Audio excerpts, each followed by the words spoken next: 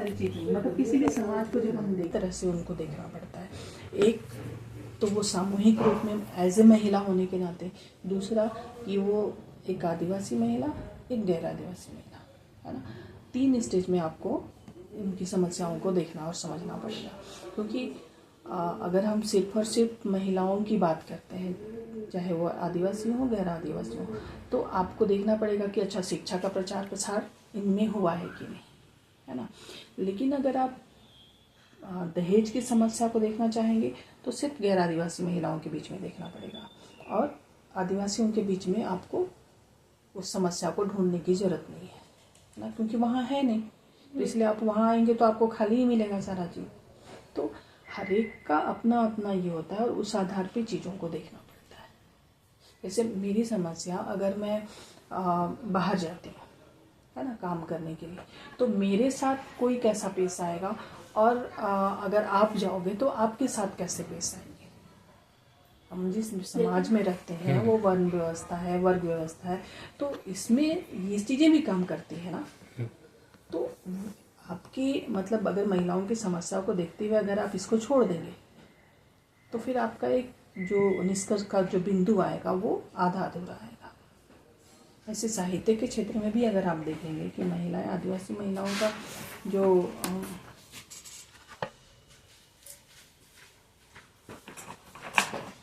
है उसमें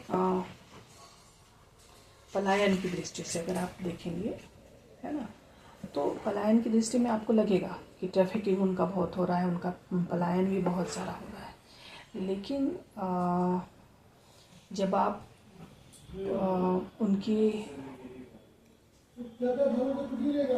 क्या कहते हैं उसको, बोलने की जो मतलब स्वतंत्रता है, उनके बोलने का तौर तरीका है, उनका पूरा व्यवहार अगर देखेंगे तो उसमें आपको दूसरी चीज़ें मिलेंगी। मतलब हम लोग चूँकि फील्ड में जाते हैं तब मैं देखती हूँ कि जो हमारा इलाका नेतरहाट है ना, वहाँ पे माइनिंग होती है बॉक्साइट की, तो बाहर के सारे लोग आते हैं, जो ट्रक ड्राइवर होते हैं, जो खलासी होते हैं, कुछ एक खलासी या फिर ड्राइवर होते हैं जो वहाँ के लोकल होते हैं, नहीं तो ज़्यादातर लोग बाहर के होते हैं। और नहीं, खलासी जो सहायक जो होता है, ड्राइवर का सहयोगी होता है, जो खलासी जो बोलता है ना कि सहायक भी होता है, जिसको जो बताता है कि गाड़ी बैक करो, ठीक है जो करता है वो। और लेकिन जो माल मतलब बॉक्साइट के पत्थर को लोड कर रहे हैं वो वहाँ के लोकल होते हैं, ठीक है। तो क्योंकि हमारे अपने समाज में काम का कोई ऐसा विभाजन नहीं है कि ये काम महिला नहीं करेगी, ये काम पुरुष नहीं करेगा, है ना, वो होता है। तो कई बार महिलाएं वहाँ पे जो पत्थर है उसकी ढुलाई करने के लिए जाती है, तो वहाँ पे कई बार मिसबिहेव हुए और बाद में फिर पंचायत ने तय किया कि महिलाएं ट्रक में लोड करने के लिए नहीं जाएंगे, ठीक है। तो वो उस समस्या को अगर आप देखेंगे तो मतलब महिलाओं के साथ छेड़खानी की समस्या जो है उसको देखेंगे और महिलाओं के व्यवहार को लेकर के, तो जैसे ही आदिवासी महिलाओं का स्वभाव देखेंगे कि अजनबी को देख करके भी अगर उन्होंने कुछ पूछा, कुछ जानने की कोशिश, तो वो मुस्कुरा के जवाब देती, ऐसे नहीं कि कुछ बोला और बिना बोले चल बताती।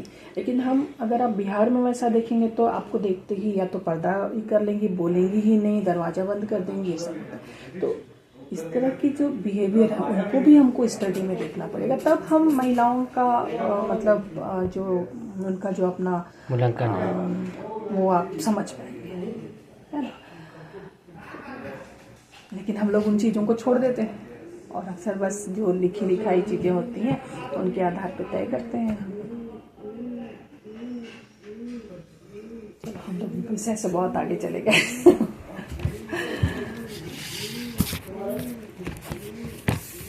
इसको लिखते हुए मुझे लगा कि बहुत सारी चीज़ें हैं, जैसे ये पड़िया वगैरह है ना, ये हमारे कपड़ों का नाम है। अच्छा, पड़िया कपड़े का नाम? हाँ। अच्छा, मुझे लगा कुछ और है वो। नहीं, ये हाँ, ये जो बुरोका, पिछौरी, करिया, पड़िया जो है ये हमारे कपड़ों के नाम है जो अलग अलग होते हैं, है ना। जैसे पड़िया होता है वो हम महिलाएं धारण करती हैं उसको साड़ी के तौर पे, है ना। करिया जो होता है वो पुरुष धारण करते हैं, और पिछोरी जो होते हैं वो सबके लिए होता है। बुरोका पिछोरी वो सबके लिए होता है। अच्छा, पिछोरी मेरे तो केवल महिला यूज करती है, और पड़िया जो है करिया पुरुष यूज करते हैं। पड़िया जो होता है हाँ, साड़ी महिलाएं यूज करती हैं। महिला यूज करते हैं। और पिछवाड़ी मतलब सबके लिए।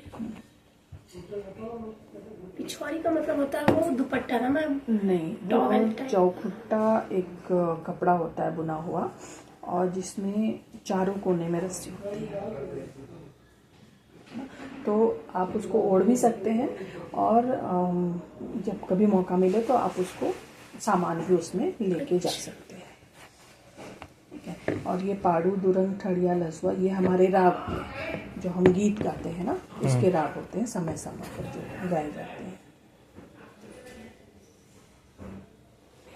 ये जो यहाँ पे ये लाइन है, कुली बुढ़ी सनई फूल और चूही की कहानी, ये एक पुरखा कथा है ना, जिसमें एक तो कुली बुढ़ी की कहानी है और एक है सनई फूल और चूहे की कहानी। सनी फूल वो जो सनई फूल जिसे जूट, हाँ रेशम, ठीक है, ठीक, हाँ रसनी समझ गया। तो वो हमारे खाने के काम में भी आता है, और उससे हम सब्जी बनता है उससे। हाँ, उससे रस्सी भी निकाल लेते हैं। रस्सी भी बनता है। भिलवा का मैंने बता ही दिया है ना। नहीं तो सुना है। ये महुआ लट्ठा होता है, महुआ तो आप जानते क्या हैं हो ना? गया? हाँ, उसको औटाया जाता है। उसके फूल को, हाँ, फूल को या बीज को? नहीं, फूल को। फूल को। हाँ, बीज से तो तेल निकालते हैं। महुआ को हटाया जाता है आपके मिट्टी के बड़े से तवे पे, बड़ा बर्तन होता है उसमें, और वो होता एक्चुअली मतलब किसी एक घर में होता है, लेकिन खाने वाला पूरा गांव होता है, क्योंकि उसकी खुशबू ऐसी फैलती है। तो लोग उसको, ये परंपरा ही थी एक तरह से कि जिसके घर भी बना है तो कोई भी जाएगा तो वो उसको मिलेगा। तो इसीलिए ऐसा नहीं कि मेरे घर में 4 सदस्य हैं तो मैं 4 लोगों के लिए बनाऊँ, ऐसा नहीं। तो ज़्यादा बनता था ताकि जो भी आए तो उसको खिलाया जा सके।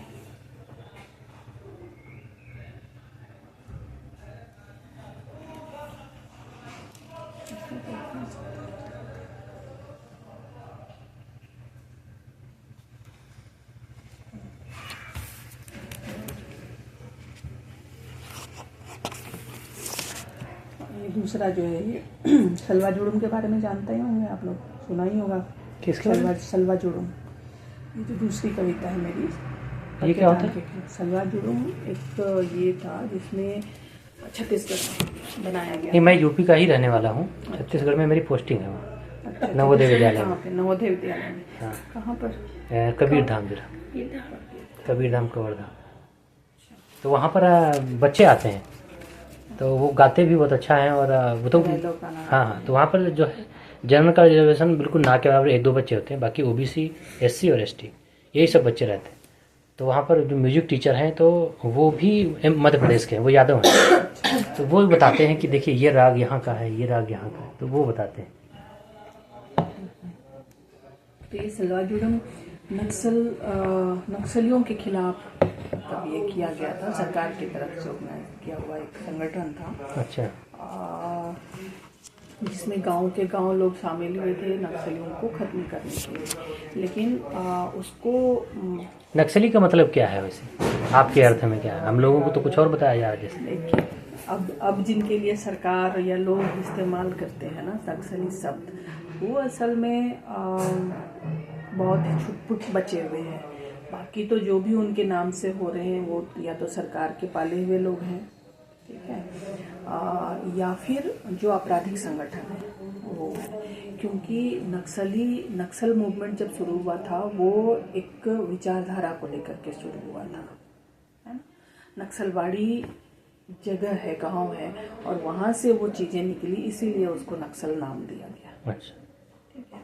और आपको बताऊं कि नक्सल मूवमेंट की शुरुआत जहाँ हुई नक्सलबाड़ी में, वहाँ पे जिन्होंने शुरू किया वो जमीन की जो स्थिति है, जमीन पे लोगों का जो क्या हुआ कर रहा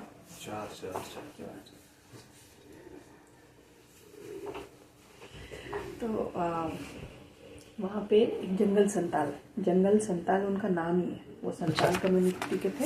और उन्होंने संथाल जिसको बोलते हैं वही संताल? हाँ, वही चीज, वो संताल वही की चीज है, एक ही दोनों चीज। जमीन बचाने के लिए स्टार्ट किया होगा। मीन कौन थे ये चीज ओ किचन हिंते आई है ब्लिंकिट वाला पैकेट वो जमींदारों के खिलाफ वहाँ पे हुई थी कि खेत उनके थे और वहाँ पे काम करवाया जाता था और मतलब बेहिसाब लगान अंग्रेजों के समय से स्टार्ट हुआ था। उसके खिलाफ में लड़ाई शुरू हुई थी जोतदारों के खिलाफ, मतलब गिरही बोलते हैं उन लोग जमींदार को, जिनके पास ज्यादा जमीन है उसको गिरही बोलते हैं वहाँ पे। तो गिरही गिरही गिरही गिरही। गिरही।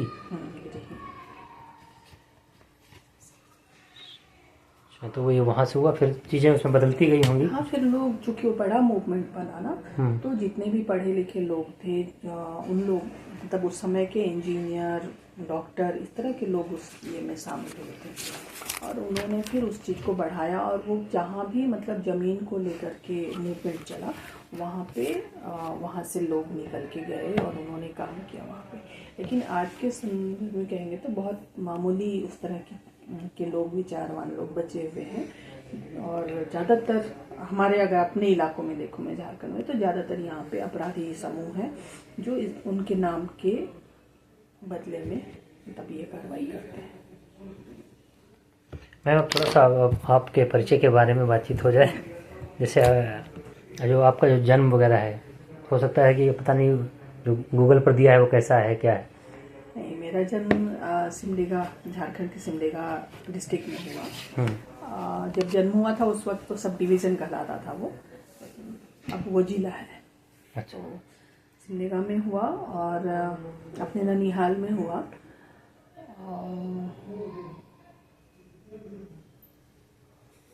अब डेट बता दीजिए क्योंकि डेट में कंफ्यूजन रहती है। 13 सितंबर 1969। 1969। और स्थान तो जो लिखा है वो तो हाँ सिमडेगा ही है। सिमडेगा ही। मैम आप अपने परिवार से जुड़ी कोई महत्वपूर्ण बात जिससे आप बहुत प्रभावित रही हो। प्रभावित मुझे लगता है कि मैं इधर जो आई उसके पीछे तो निश्चित रूप से मेरी माँ रही और मेरी माँ के पहले चूँकि मेरी माँ ने अपने पिता को फॉलो किया, उनकी विरासत को उन्होंने संभाला, इनको मैंने संभाला, तो ये हमारा रहा। और मैं शायद इस फील्ड में नहीं भी आती, मेरा मतलब स्कूलों में कैसा होता है कि हम साहित्य को साहित्य की तरह नहीं पढ़ते, बस हिंदी है एक सब्जेक्ट, इंग्लिश है एक सब्जेक्ट, वैसे पढ़ते हैं। लेकिन इधर जब साहित्य को थोड़ा बहुत मतलब साहित्य के रूप में समझना, इंटरेस्ट उसमें जगना ये हुआ तो, और लिखना, मतलब साहित्य की समझ नहीं थी तब भी हम लोगों ने कविता और गीत तो लिखे ही, वो बाद में पता चला कि अच्छा ये साहित्य का सेक्शन है तो इधर होना चाहिए इस टाइप से। लेकिन दो तीन चीज़ें हैं कि एक तो मैं शायद इधर नहीं भी आती, लेकिन मेरी माँ से एक बार मेरी नाराज़गी हुई थी किसी बात को लेकर के, मुझे लगता है इंटरमीडिएट में रही होंगी तब, इंटरमीडिएट में ही थी उस वक्त। तो ज़िंदगी में मैंने पहली बार नाराज मैं हुई किसी से इतना लंबा कि 2 दिन तक बात नहीं किया था मैंने मेरी माँ से, और तब उन्होंने मुझको पढ़ने के लिए कुछ मैक्सिम गोर्की की किताबें दी थी। मेरा बचपन उनका था और मेरी माँ मतलब माँ वो मैंने पढ़ा, और मेरा माँ तो थोड़ा सीरियस ये भी है, लेकिन मेरा बचपन जब पढ़ा तो उसमें इस तरह की भाषा शैली इस्तेमाल की गई अनुवाद में भी ना, तो वो बहुत मज़ेदार था। तो फिर सारा गुस्सा एक तरफ हो गया और फिर बातचीत हुई और फिर पढ़ना शुरू किया। उसके बाद मैंने खूब सारी रसियन मतलब जो साहित्य थी वो पढ़ी, और लेकिन तब तक सिर्फ पढ़ने तक ही था, काम करना उसमें मेरा था नहीं कुछ भी ऐसा। लेकिन जब मैंने MSW किया, MSW मेरी माँ उस वक्त सोशल वर्क भी करती थी, एक्टिविस्ट हुई थी रही, तो वो भी एक खून में था अपने समाज को देखना। और उस समय यहाँ झारखंड मूवमेंट चल रहा था, तो झारखंड क्यों चाहिए इन सब चीज़ों का जो घर परिवार में चर्चा होती थी, मीटिंग्स में चर्चा होती थी, तो वो सब चीज़ें धीरे धीरे दिमाग में ये हुई कि क्यों ऐसा क्यों है, आदिवासियों के साथ में ऐसा क्यों है, या फिर हमारे अपने क्षेत्र में ऐसा क्यों है, हमारे अपने गांव घर में ऐसा क्यों है। किसी भी फील्ड में मतलब देखने समझने की कोशिश, जो प्रक्रिया होती है वो वहाँ से शुरू हुई। और फिर जब मैं तब तक मैंने नहीं सोचा था उस समय भी कि मुझको ये लाइन लेना होगा। सोशल वर्क में मेरा भी इंटरेस्ट था, समाज सेवा में, तो मैं उसमें भी एक्टिव थी।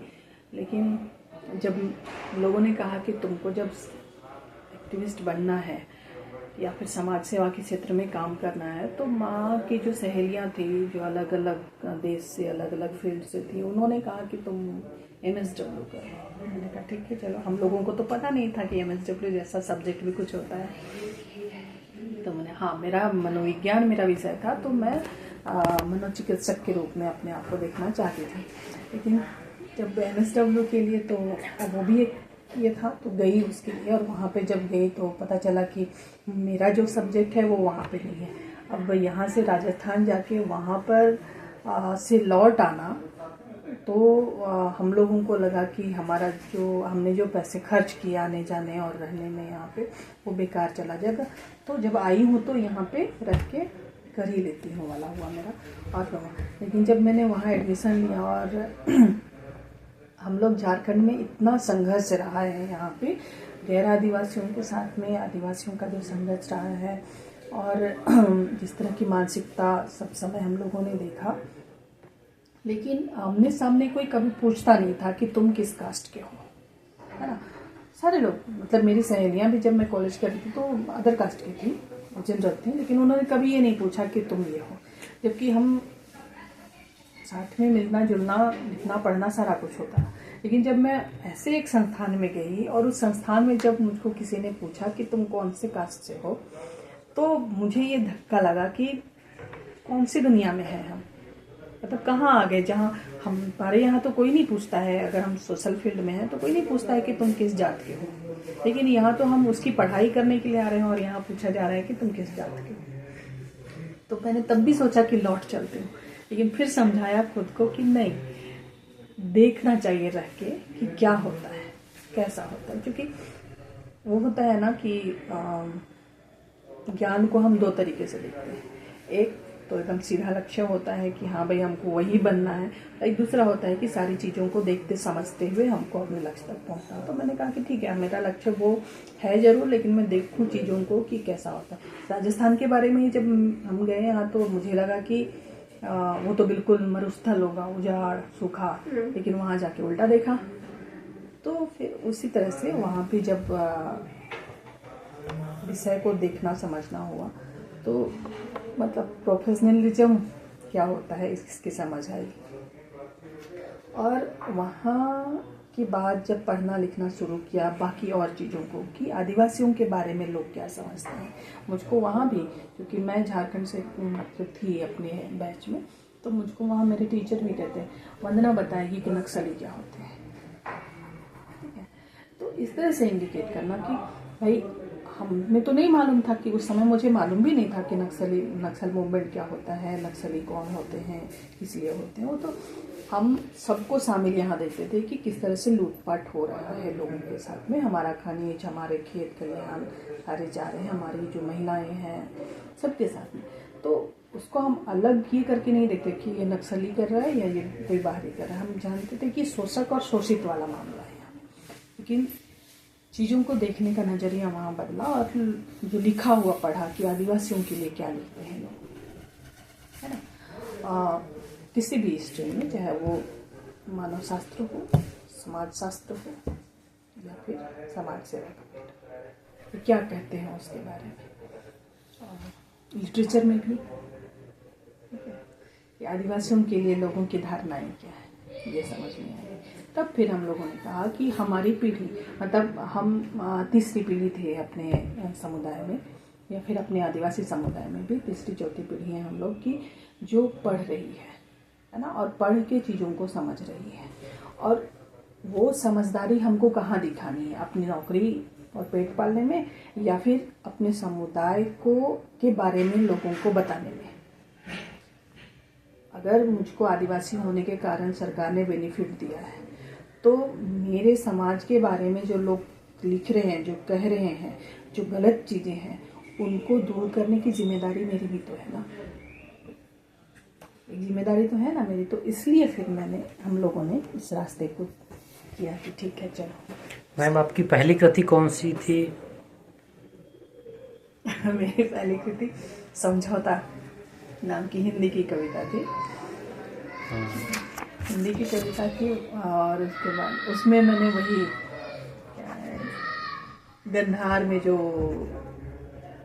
गंधार ही था ना, कंधार में जो हाईजैक हुआ था ना।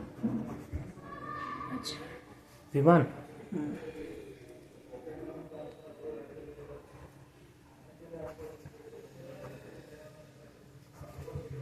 और उससे पहले लिखा था मैंने, मतलब बच्चों की छोटी 2 कविताएं लिखी थी। वो है भी नहीं, अब पता भी नहीं कहाँ है। सही मान। तो इसलिए इसी को मान के चलते हैं। लेकिन इसके बाद से मैंने मातृभाषा में लिखना शुरू किया। हिंदी में लिखा, उसके बाद से मैंने मातृभाषा में काम करना शुरू किया। मातृभाषा में कविता पहली कृति मैम की हिंदी में थी, ये समझौता जो है हिंदी में। उसके बाद से मैंने खड़िया भाषा में थोड़ा बहुत लिखना स्टार्ट किया। मतलब खुद की कविताओं का अनुवाद खड़िया में लिखा, और उसका हिंदी में अनुवाद भी खुद ही किया। फिर कई मतलब वो जो पत्रिका थी, आदिवासी पत्रिका, जो जनसंपर्क विभाग की पत्रिका थी यहाँ, उसमें लिखना होता था। रेडियो स्टेशन में वार्ता वगैरह होती थी, तो उसमें शुरू किया उधर से। मतलब वो एक तरह से लिख रहे हैं ऐसा, अपने जो अभिव्यक्ति है वो होती थी। लेकिन गंभीर लेखन तो 2000 के बाद से 2000 के बाद से ही कह सकते हैं। उससे पहले लिखा, लेकिन वो अपनी पत्रिकाओं के लिए लिखा। 86 के बाद लिखना प्रारंभ 86 के बाद किया। मतलब गंभीर लेखन जिसको कहते हैं, अपने समाज के बारे में लिखना, सामाजिक समस्याओं के बारे में लिखना। मैम, आपकी पहली कृति हो गई है, फिर इसके बाद में आप ये ऐसी कौन सी कविता है जो आपको बहुत पसंद है? अब ये तो मत पूछो, कवि को अपनी कौन सी कविता पसंद होगी? सारी कविताएं पसंद होती है। कुछ ऐसी कविताएं होती है ना कि हाँ, जो दिल को काफी छूती है। मतलब है तो हर कवि को अपनी सारी कविताएं अच्छी लगती है, लेकिन कुछ एक ऐसी कविता होती है ना जो एक प्रेरणा स्रोत का काम करती है।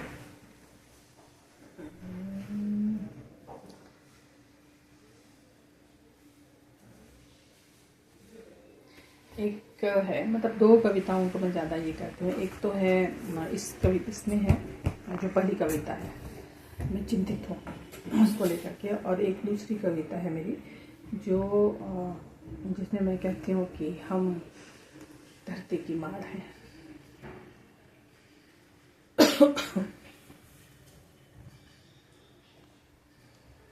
दोनों उसी में है या? नहीं, एक इसमें है। अच्छा, एक है दोनों में। आपको प्रेरणा तो आपको माँ से ही प्राप्त हुई लिखने की?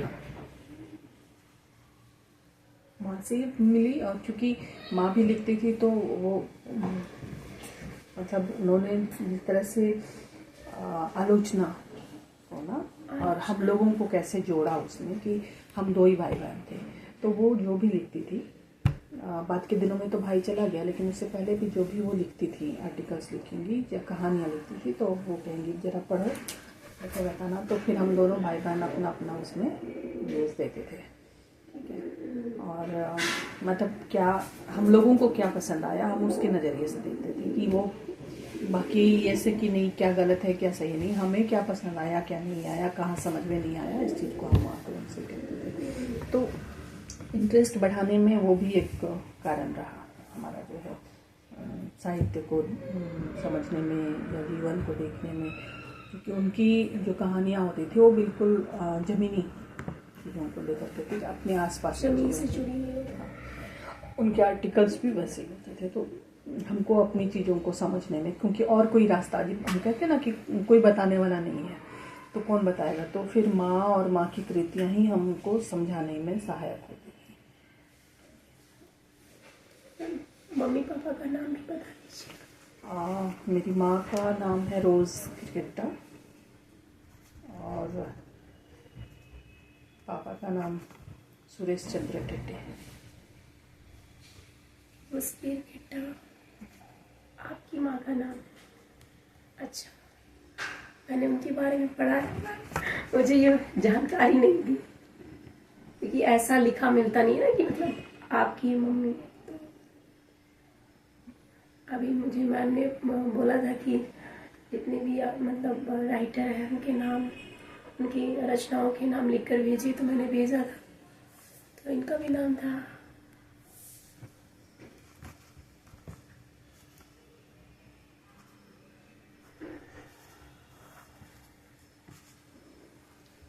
और मैम आपकी शिक्षा दीक्षा गांव में कहाँ से प्रारंभ होती है, या कहें कि प्राथमिक शिक्षा का प्रारंभ कैसे रहता है? बहुत भटकती हुई मेरी शिक्षा शुरुआती दौर में सिमडेगा में ही अपने ननिहाल में स्कूल है, कॉन्वेंट स्कूल था, उसमें बिल्कुल जिसको अभी आज के समय में प्रेप बोलते हैं ना, वैसे ये हुआ। लेकिन वहाँ कुछ समय तक ही रही, मुझे लगता है 6-7 महीने ही रही होंगी। उसके बाद फिर मैं माँ के साथ चली गई।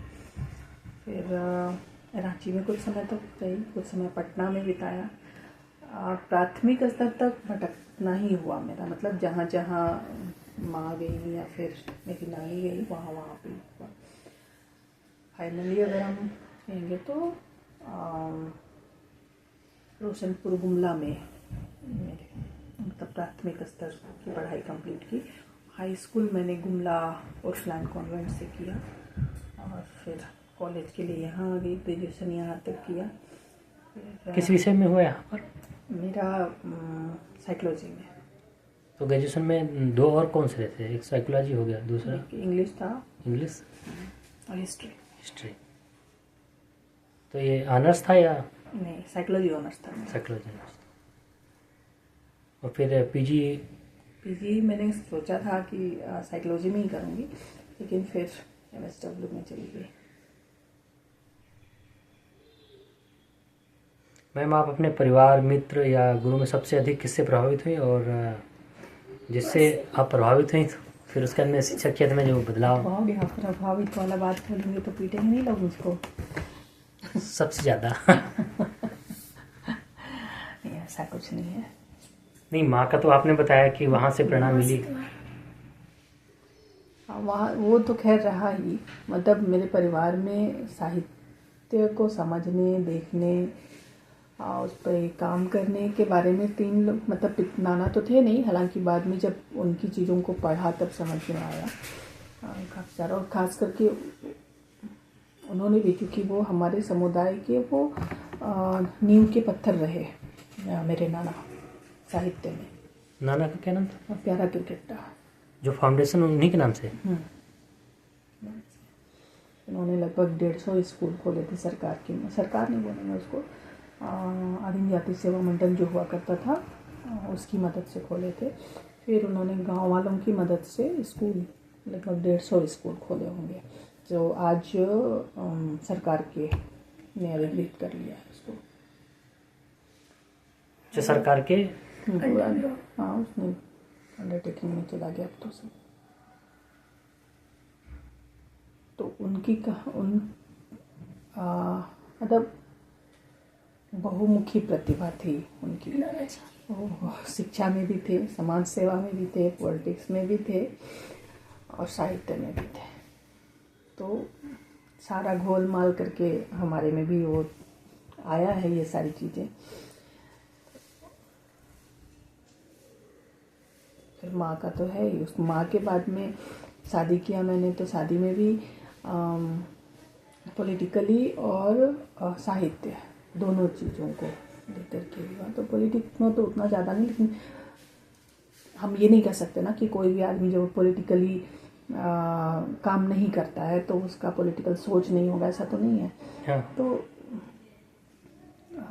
अश्विनी मतलब मेरे हस्बैंड रहे, जिन्होंने साहित्य के क्षेत्र में हमेशा, मतलब हम लोग काम करते रहे, क्योंकि उनका थिएटर का था, थिएटर में भी करती थी, स्ट्रीट थिएटर।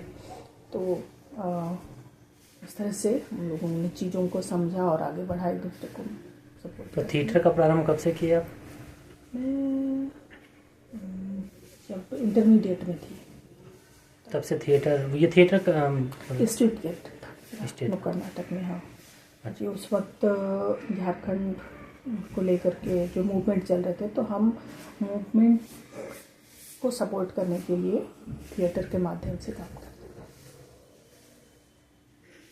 तब लोग गाँव में जाना, लोगों को बताना कि हमको झारखंड क्यों चाहिए, या सीधे सीधे झारखंड क्यों चाहिए इस पर नहीं, बल्कि हमारी जो सामाजिक चीज़ें हो रही हैं, उथल पुथल जो हो रहा है वो क्या है, किस लिए है, ये सब चीज़ों को लेकर के। तो ये 3 लोग रहे जिन्होंने मतलब इस चित्र में ये किया। और बेहतर तरीके से, मतलब एक तो होता है ना कि घर के लोगों के साथ आप बातचीत करते हैं और चीज़ों में अपनी समझ बनाते हैं। दूसरा मुझे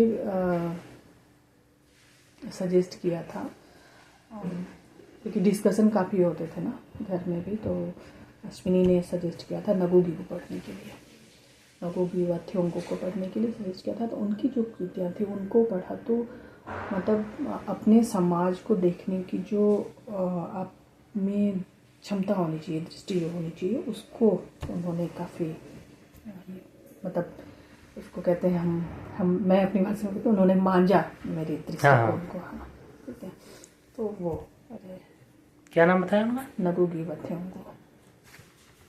तो उनको पढ़ा ही, लेकिन जब वो यहाँ आए थे कलकत्ता, तो उनसे मिलने के लिए हम गए थे और उनसे लंबी बातचीत हुई थी हम लोगों की। नगोगी वाथ्योंगो। ये कहाँ के थे? ये अफ्रीका, केनिया के थे। अफ्रीका। किस विषय पर लिखते थे? वो आदिवासी धर्म पर ही लिखते थे। और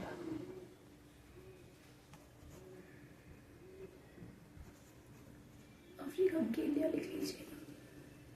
केन्या या कीनिया? केन्या है बेस है अफ्रीका का।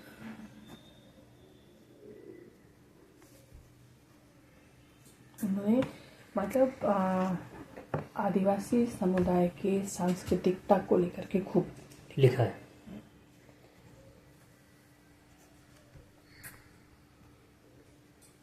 उनके मतलब पूरे होल ये को देखते हुए उन्होंने लिखा है। कई सारी उनकी किताबें आई हैं।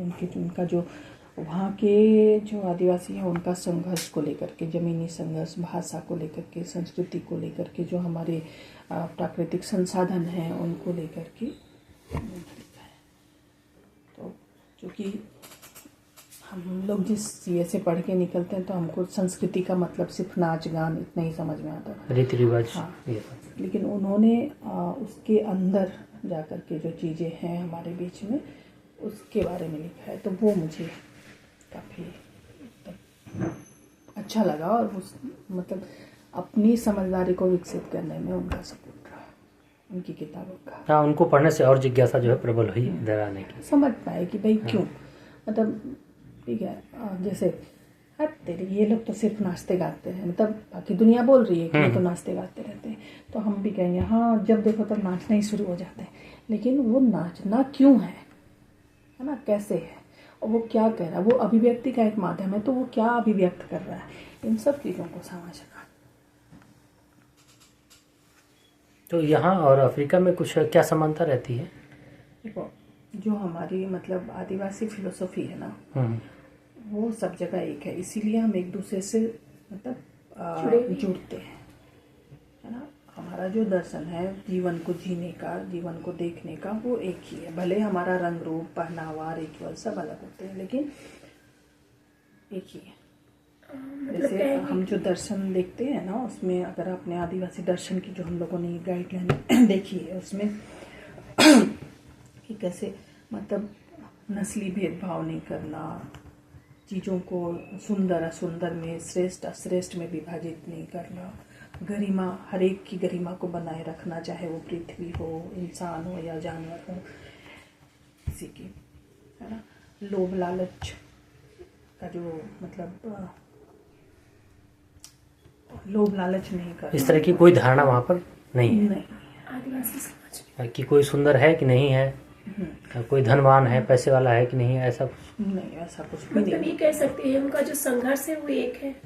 हाँ, संघर्ष तो खैर है ही, मतलब एक आदिवासी उनकी कहीं प्रकृति का- को बचाने का जो संघर्ष है वो भी बचा रहे हैं, हम भी बचा रहे हैं। हम भी जल चाहते जंगल हैं और बचाने। जमीन तीनों को बचाने का संघर्ष एक ही है। मतलब क्या सोच के बचा रहे हैं, ये सोच के नहीं बचा रहे हैं कि वो हमें मतलब वहां से कुछ प्राप्त हो रहा है, लेकिन वो है, पृथ्वी है तो हम है, ये सृष्टि है तो हम है, और हम है मीन्स सिर्फ हम नहीं है ना, हम सब लोग हैं, है ना। जो दिख रहे हैं, जो नहीं दिख रहे हैं, वो सारे लोग हैं इसमें, इन सब चीजों को लेकर। मैम जो आपका ये समाज सेवा वाला क्षेत्र है, इधर आप कब आई? शुरुआत में समाज सेवा में ही थी। समाज सेवा साहित्य फिर में। साहित्य। हाँ, क्योंकि जब मैं पढ़ रही थी उसी वक्त माँ का तो समाज सेवा का भी फील्ड था, तो मैं गांव में जाती थी उनके साथ में, और जो मतलब जिसको लोग कहते हैं कि अंधविश्वास है, उन सब चीज़ों को समझना। ट्रैफिकिंग तो तब से थी यहाँ पे, लोगों का पलायन भी उतने ही हो रहा था, डायन हिंसा भी उतनी थी, प्रताड़ना भी था, महिलाओं का शोषण भी उतने ही था। तो उन सब चीज़ों को लेकर के लोग काम कर रहे थे यहाँ पे। कई सारे संगठन थे, जिसमें माँ का भी एक संगठन था, उनके वो कई सारे संगठनों के साथ में थी। तो उस समय देखा और वो अच्छा लगा काम करने का तरीका, तो मैंने वहाँ ज्वाइन नहीं किया, मतलब उनके साथ साथ काम करती थी। फिर बाद में प्रोफेशनली मतलब इस काम को करने के लिए मैंने MSW लिया, लेकिन MSW में जाने के बाद से पता चला कि ये तो सारी चीज़ें जो है वो ऊपरी तौर पे आपके घाव को मरम्मत करती हैं। एक्चुअल जो घाव है उस घाव को तो कोई भी छूता नहीं है। मतलब वो कहते हैं ना कि घाव को सूखने तक बनाए रखो, वो ताकि वो फिर कहीं चोट लगे तो वो उभर जाए, तो फिर आपका दवा उसमें काम करे, तो इस तरह के। लेकिन मूल जो जड़ है उस जड़ को ख़त्म करने की कोशिश कोई नहीं करता। तो और फिर क्यों नहीं ख़त्म करता था, क्योंकि आदिवासी हैं तो पैसे भी सरकारें देंगी, चाहे भारत सरकार हो चाहे बाहर की कोई भी संस्थाएं हो, सरकार हो, वो आपको सपोर्ट करेंगी, है ना। लेकिन बहुत कम लोग होते हैं जो चीज़ों को किसी समस्या को समूल नष्ट करने की कोशिश करते हैं। अधिकांश होता है कि समस्या बनी रहेगी तो आपके पास संसाधन आते रहेगा, लेकिन अगर आपने ख़त्म कर दिया तो फिर या तो दूसरी समस्या आपको मिलेगी नहीं और फिर फंड भी नहीं आएगा। तो लोगों के लिए आदिवासी समुदाय एक ऐसा ये है कि लोग उनकी जो अपनी समस्याएं हैं, जल जंगल ज़मीन की जो समस्याएं हैं उसको बरकरार रखें, ताकि उनके अपने खुद के जीने खाने का भी चलता रहे। तो इसीलिए फिर जब मैंने हमारी परंपराओं को, हमारे इतिहास के बारे में जब पढ़ना शुरू किया कि लोग क्या कह रहे हैं, तो खुद को भी मतलब खोजने की कोशिश की कि अगर हम इतने ही खराब हैं, मतलब जैसे हमको दिखाया जा रहा है कि हमारी संस्कृति खराब, हमारा खान पान खराब, हमारा रहना सहना सब खराब, तो क्या सच में खराब है? और खराब ये कौन बताएगा खराब है या नहीं है? सामने वाला तो कह रहा है कि खराब है, लेकिन आप अगर खराब है तो आपका समुदाय कैसे जीवित है, क्यों जीवित है? अपनी खोज भी करने की जरूरत है ना। तो फिर वो खोज की दिशा ही साहित्य की तरफ लेके आया, फिर से लेखन प्रारंभ हुआ। मैम जो ये इसमें आदिवासी विमर्श चल रहा है, तो उसकी जो ज़रूरत है वो क्यों पड़ी?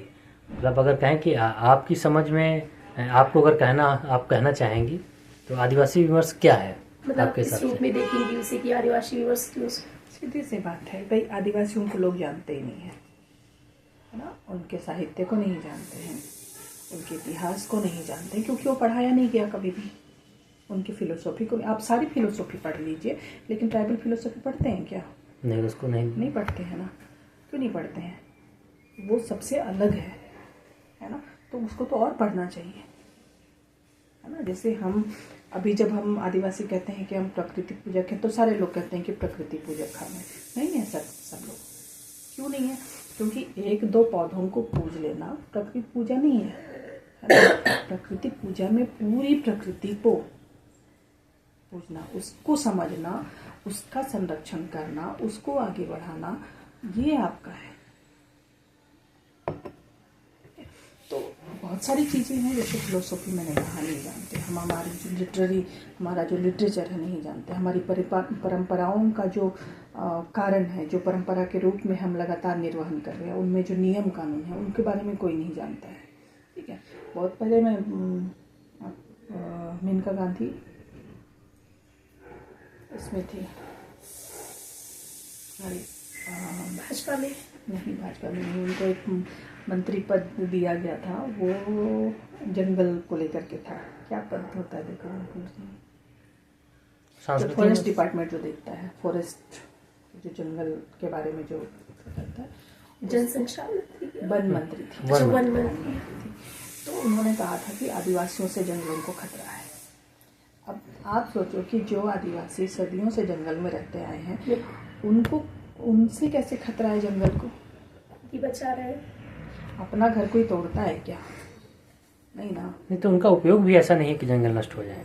हाँ, अगर ऐसा देखा, लेकिन वो तो कह रही हैं कि वो जंगल काट रहे हैं, जानवरों को ख़त्म कर रहे हैं। जो सदियों से जानवरों के साथ में रहते आए, जानवरों की भाषा जो समझते हैं, जानवर उनकी भाषा समझते हैं, वो कैसे ख़त्म कर सकते हैं? ठीक है, तो ये सारी चीज़ों को समझने के लिए ही विमर्श की जरूरत है कि हम क्या, आपने तो ठीक है हम पढ़ लिए, लेकिन तब भी आपने हमको सुना क्या? आपने हमारा प्रवक्ता किसी को बना दिया है और आप वो जो कह रहा है आप उसकी सुन रहे हैं, हमको नहीं सुन रहे हैं। अभी भी रिसर्च में हम ये कहते हैं स्टूडेंट्स को भी कि आप प्राथमिक स्रोत को क्यों छोड़ देते हैं, आप सेकेंडरी स्रोत पे आप अपनी चीज़ों को खड़ा करते हैं, है ना। जैसे मान लो कि गांव में आप गए तो गांव के व्यक्ति ने जो आपको बताया, जो कहीं भी रेफरेंस के रूप में नहीं है, लिखित में नहीं है, तो आप उसको नहीं शामिल करते हैं। बिल्कुल सही है ना। तो वो कह रहा है, जो भोग रहा है, जो जी रहा है, चीज़ों को देख रहा है, समझ रहा है, वो आपको बता रहा है, उसको आप नहीं मान के फलाना ने ये लिखा है, उसको आप आधार लिख दिए। ठीक है, तो इसलिए ज़रूरी है कि जो हम पढ़ रहे हैं उसमें भी बदलाव लाने की ज़रूरत है, जो हमको बताया जा रहा है उसको भी समझने की ज़रूरत है।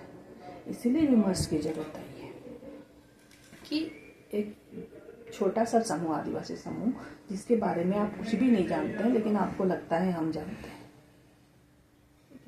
तो उसके कहने, उसके कथन को सुनने समझने की ज़रूरत है। जब हमारे जयपाल सिंह मुंडा कहते हैं कि लोकतंत्र तुम क्या सिखाओगे, लोकतंत्र को तो हम जीते हैं, तो लोगों को, किसी को नहीं लगा, किसी पॉलिटिक्स को नहीं लगा, किसी पॉलिटिकल ये को नहीं लगा, पर्सन को नहीं लगा कि क्यों जयपाल ऐसा कह रहे हैं। जाके देखना चाहिए कि आदिवासी कम्युनिटी कैसे लोकतंत्र में जीता है ना। आपने बाकी सारी दुनिया के चीज़ों को देखा, थोड़ा इधर से लिया और आपने एक लोकतांत्रिक ढांचा गठित कर लिया, लेकिन आपके अपने ही बगल में, घर के बगल में एक लोकतांत्रिक जीवन को जी रहा समुदाय है, उसको तो आपने देखा ही नहीं।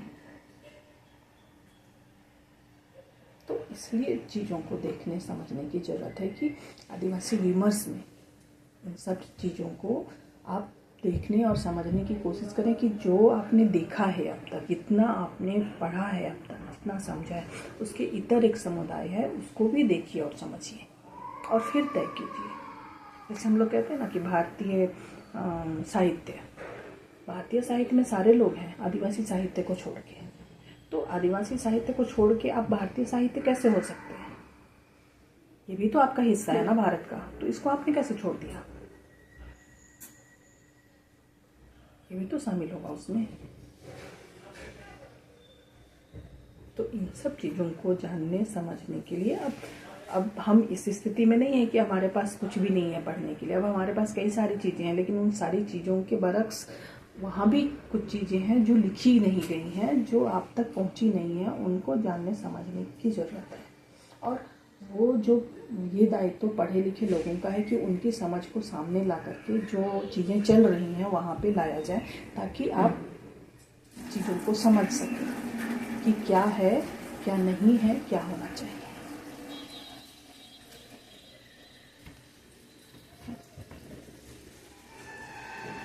मैम आप जो आदिवासी स्त्री हैं उनकी स्वतंत्रता के बारे में कुछ बताइए, उनकी जो स्वतंत्रता है। आप लोग क्या देखते हैं, क्या पढ़ा है आप लोगों ने, क्या देखा है आप लोगों ने? देखा ही होगा। हाँ, चीज़ें देखी थी। जैसे कुछ अंधविश्वास रहता है ना कि मतलब छप्पर छाने की अनुमति उनको नहीं मिलती है, या मतलब हल चलाने की अनुमति उनको नहीं है। तो ये भी तो होना चाहिए ना, जैसे कोई उनके जैसे उनका कोई पति है तो विदेश कमाने चला गया, छप्पर टपक रहा है, तो उनको उसको छाने की आज़ादी होनी चाहिए, लेकिन वो ऐसा नहीं है, ऐसा हमने पढ़ा है। क्या ऐसा सच है? ये तो गैर आदिवासियों की बात नहीं, ये तो आदिवासियों की बात है। गैर हाँ, वही चीज़ है। गैर आदिवासियों में महिलाएं छप्पर छाती नहीं क्या? वहाँ पे पर ऐसा नहीं है, मतलब छा सकती है वहाँ पर। इस मामले में कह सकते हैं कि हाँ, अगर वहाँ टपक पे रहा तो मतलब नहीं, मना नहीं किया जाता है कि आप नहीं छा मैंने सकते, तो नहीं देखा अभी तक। नहीं कर सकते हैं, पर विशेष रूप से वो करती नहीं। लेकिन उसे अपराध के तौर पे नहीं देखा जाता है।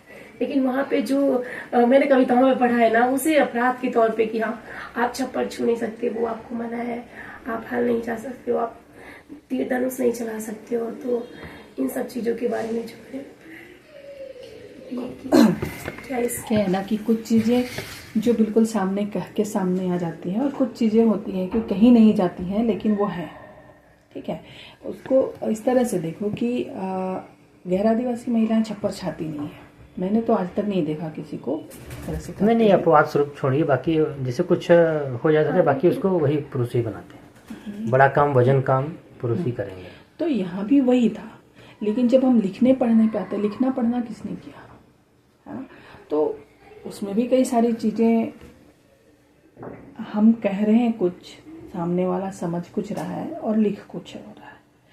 तो यहाँ भी वही चीज़ें हैं। आप आदिवासी समुदाय जो पूरे देश भर में या दुनिया भर में है, आप देखेंगे कि सब जगह पे ये चीज़ें नहीं हैं, है ना, यहाँ पर है। अभी जब हम गैर आदिवासियों के साथ हमारे अपने समाज में मिलना जुलना शुरू हुआ, अब हम भी, चूँकि हमें भी यही बताया समझाया गया गैर आदिवासियों के द्वारा भी, आदिवासियों के द्वारा भी, कि नहीं सो नहीं, ऐसा नहीं करना, ये गलत है। ठीक है, लेकिन अब जो पढ़े लिखे लोग हैं उन्होंने जब देखना शुरू किया, क्योंकि पुरखों ने कहीं पे नहीं लिखा है ना कि ये नहीं होगा, या उन्होंने कहीं बोला भी नहीं, लेकिन अभी जो ग्राम प्रधान है या ग्राम सभा चलाते हैं या गांव की जो बैठकी होती है, समुदाय का जो अपनी मीटिंग होती है, उसमें ये बात जरूर उठती है कि महिलाओं को नहीं ये करना है। जो प्रधान होते हैं, हाँ, मतलब कहीं कहीं पे सारे लोग नहीं जो पढ़े लिखे हैं ऐसा नहीं बोलेंगे, जो समझदार हैं जो मैं मुखिया होता है वो बताते हैं क्या, जैसे मतलब आपके समुदाय के जो प्रधान होते हैं, किस प्रधान पुजारी को कहते हैं। हमारे यहाँ ऐसा कोई ये नहीं है, जो गांव के लोग होते हैं, गांव जिनको चुनता है वही मुखिया होता है। अच्छा, है ना, गांव अगर कुछ पद ऐसे हैं जो परंपरागत रूप से चलते हैं, लेकिन कुछ पद ऐसे हैं जिनको कि गांव वाले बैठते हैं और चुनते हैं। ठीक है, तो एक तो समझदारी का भी ये होता है कि कौन व्यक्ति बाहर जाकर के, चूंकि पुरुष ही जाते हैं बाहर ज़्यादा, औरतें नहीं जाती हैं, तो वो बाहर जाके क्या देख के सुन के पढ़ के आते हैं और फिर गांव में उन चीज़ों को लागू करने की कोशिश करते हैं। मुखिया नहीं करेगा, लेकिन गांव के बाकी लोग तो हैं, जब बात विचार आपस में मिलेंगे जुलेंगे तो ऐसा होता था वैसा होता था, ये तो होती। हम लोगों का अब ये है कि हो सकता है कि ये उसी मतलब गैर आदिवासी संस्कृति के संक्रमण के दौर की चीज़ें हैं, ये सब जो समाज में लाई गई, स्थापित की गई। और निश्चित रूप से दूसरी बात ये होती है कि उनके स्वास्थ्य को लेकर के, क्योंकि हल जोतने में जो ताकत लगता है वो ताकत आपके नाभि के नीचे जोर पड़ता है, और अगर कोई स्त्री प्रेग्नेंट है या मान लो कि पीरियड्स के समय में है तो उसमें फ्लो होगा या एबॉर्शन होगा, तो इसलिए भी उसको मना किया गया होगा। ऊपर चढ़ने का भी कारण वही है ना। लेकिन कुछ चीज़ें जब आदमी बनाता है नियम के तौर पे, तो उसको वो व्याख्या नहीं करता है कि इस वजह से नहीं होना चाहिए, वो बस कर देता है। हाँ, कुछ विशेष काम रहता है। तो जबकि आप छत्तीसगढ़ में भी देखेंगे कई इलाकों में महिलाएं हल जोतती हैं, है ना, MP में भी जोतती हैं, आपके यूपी में भी जोतते हैं, और हरियाणा पंजाब उधर भी करते हैं। तो ऐसा नहीं है, मुझे लगता है यहाँ पे जो अभी हमारा भी स्टडी चल ही रहा है ना, होता है ना कि मूल्यांकन करना अपनी चीज़ों का, उनको शोधपरक रूप में देखना समझना कि क्या वास्तव में था या नहीं था। जैसे अभी हमारे यहाँ ये कहा जाता है कि आदिवासी स्त्रियों को ज़मीन पर हक नहीं है ना। तो ज़मीन पर हक जिस तरह का गैर आदिवासियों को है, वैसा हमारा समुदाय चूँकि सामुदायिक रूप से चलता है, जीता है, तो ज़मीन जो है वो किसी का अलग अलग नहीं होता था, सब सामूहिक रूप से होता था।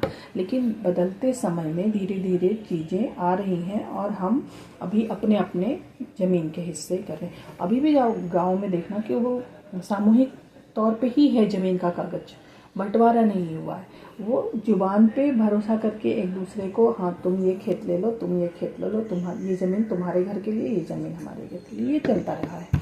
लेकिन अब जब चीज़ें पट्टे पे आ रही हैं बात, तो अब धीरे धीरे उस पर नाम चढ़ाया जा रहा है। नहीं तो मेरे खुद के घर में अभी भी मेरे दादू का नाम चढ़ा हुआ है खेतों में, जो ज़मीन का पट्टा होता है खतियानी, उसमें उनका नाम चढ़ा हुआ है। जबकि मेरे 2 चाचा हैं, है ना, मेरे पिता और मेरे चाचा।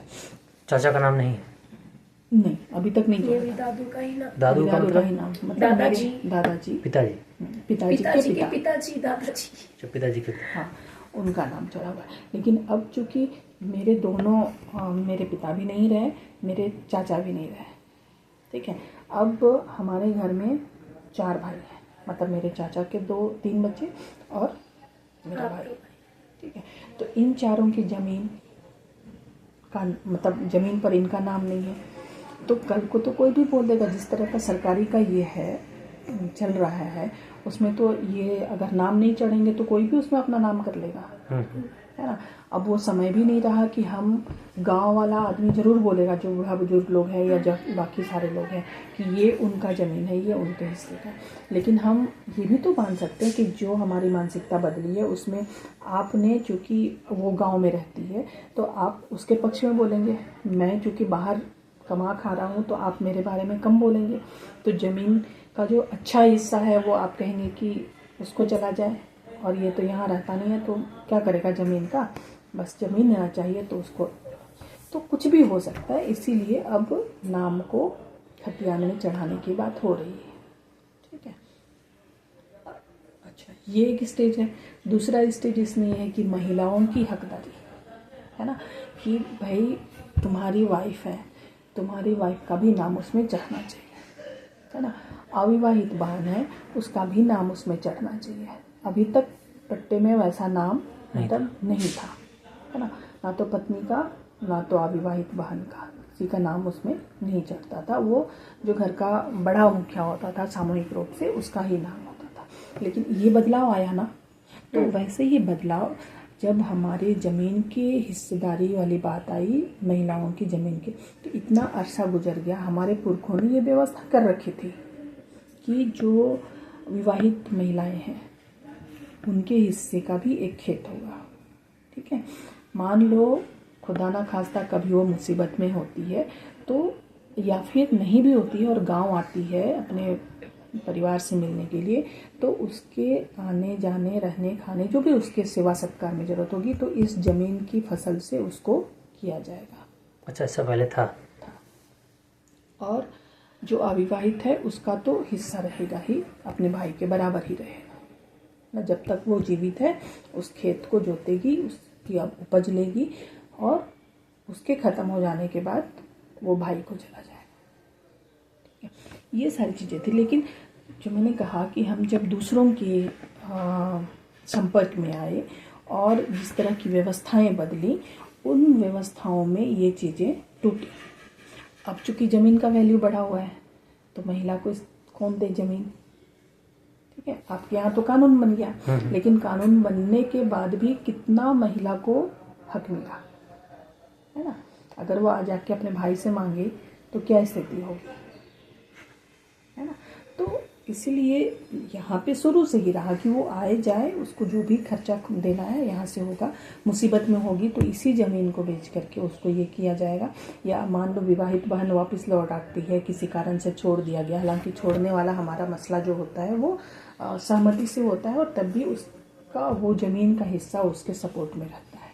लेकिन अब चूंकि सरकार को भी ज़मीन चाहिए, जो बाहरी लोग हैं उनको भी ज़मीन चाहिए, सबको ज़मीन का वैल्यू मालूम है, तो फिर अपना ज़मीन तो सब बचा के रखना चाहेगा ना, कौन देना चाहेगा? ठीक है, चाहे वो रिश्तेदारी हो, खून का रिश्ता हो, नहीं देना चाहेगा आज के समय में, है ना। तो अब ये चल रहा है कि भाई आदिवासी महिलाओं को ज़मीन पर हक दिया जाए, जबकि ऑलरेडी हमारे पुरखौती कानून जो है वो हमको सपोर्ट करते हैं। ये भारत का जो कानून है, IPC की जो धाराएं हैं वो उसमें लागू नहीं होती, उसमें नहीं लागू नहीं। लेकिन अब वो इंटरफेयर कर रहे हैं और एक नया कानून बनाने के प्रोसेस में है कि जो महिलाएं हैं उनको भी कानून मिल करे। तो ये तो खैर समाज तय करेगा। आदिवासी समाज अभी भी इस चीज़ के लिए एग्री नहीं है कि बाहर का कोई हस्तक्षेप करे, चाहे भले ही सरकार क्यों ना हो,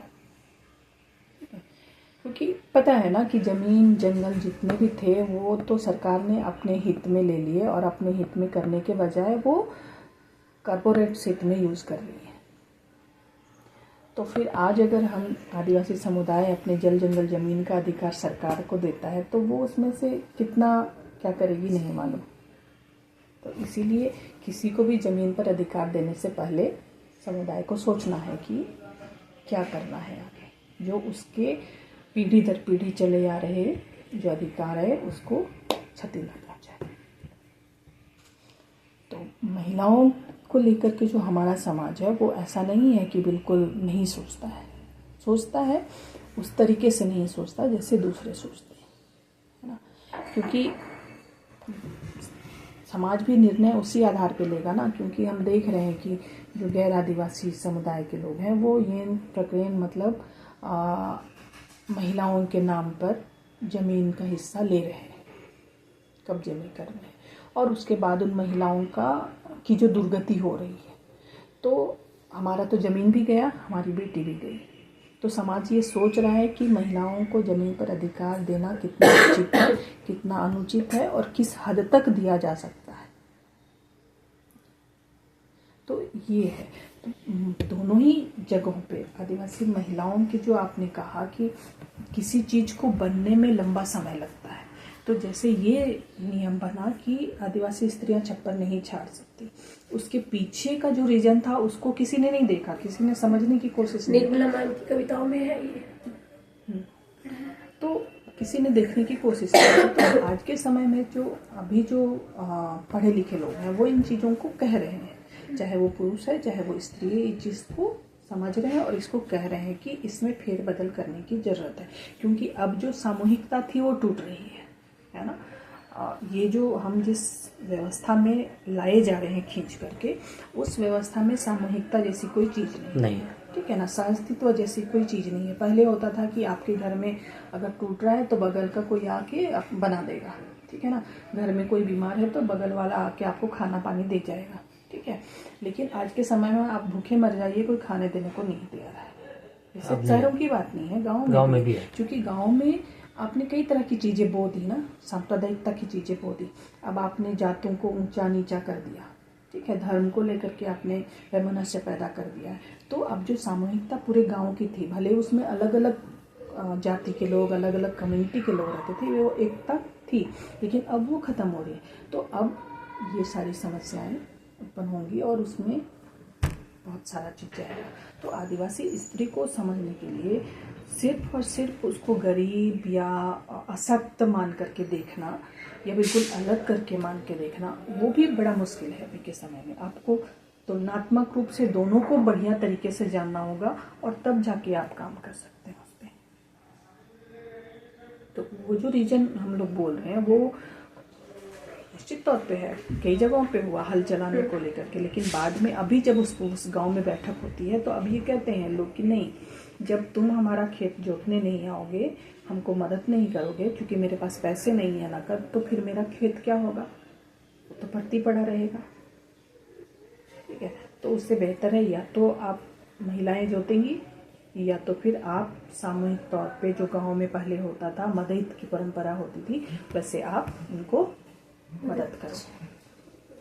तो अब गांव को चुनना है या समुदाय को चुनना है कि कौन सा रास्ता लेते हैं, ये निर्णय दें या तो फिर सहयोग करें, या तो आप मतलब करें कि वो जोते। इसकी चर्चा उनकी 2-3 कविताओं में है। हाँ, ठीक है।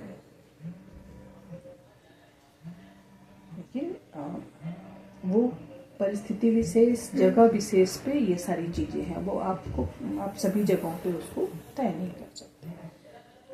अलग अलग परिवेश में अलग अलग। और ये भी है कि अब जब से ही ऐसा नहीं है कि एकदम रूढ़ होकर के एक बहुत बड़ा हिस्सा करता है, इस तरह के प्रतिक्रिया करता है जब महिलाएं ऐसा कोई कदम उठाती हैं, लेकिन अभी धीरे धीरे इसमें कमी आ रही है। लोग चूंकि समझ रहे हैं चीज़ों को, तो इसमें चीज़ें कम हो रही हैं और उस तरह से प्रतिरोध या उस तरह की सजा देने की जो परंपरा रही थी उसमें अब कमी आई है।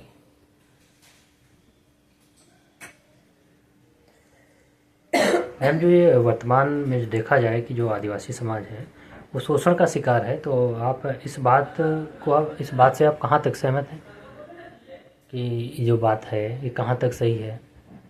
देखो, शोषण तो मैंने कहा कि शोषण तो हो ही रहा है, मतलब वो शोषण सरकार भी कर रही है, कॉर्पोरेट्स भी कर रहे हैं और जो दूसरे बाहरी लोग हैं वो भी कर रहे हैं।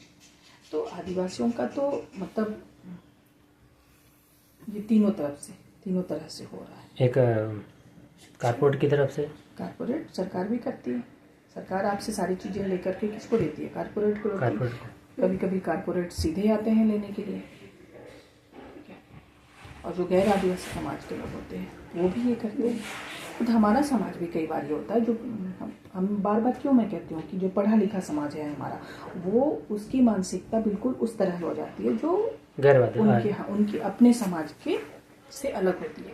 और जैसे होता है ना कि अच्छा मतलब इनको तो कुछ पता नहीं है तो हम इनसे ले लेते हैं। हम लोग जब कहते हैं कि खेतों की बात, जब हम ज़मीन की बात जब उठती है तो हम कहते हैं कि आपको पता है कि इस ज़मीन की कीमत 1000 रुपये है। सामने वाला चूंकि गांव घर का है उसको मालूम नहीं है, वो उसको 500 में ही समझता है ना, तो उसके लिए 500 भी बड़ा लगता है, तो वो 1000 की सोचता नहीं है। तब वो बोलता है कि ठीक है 500 में।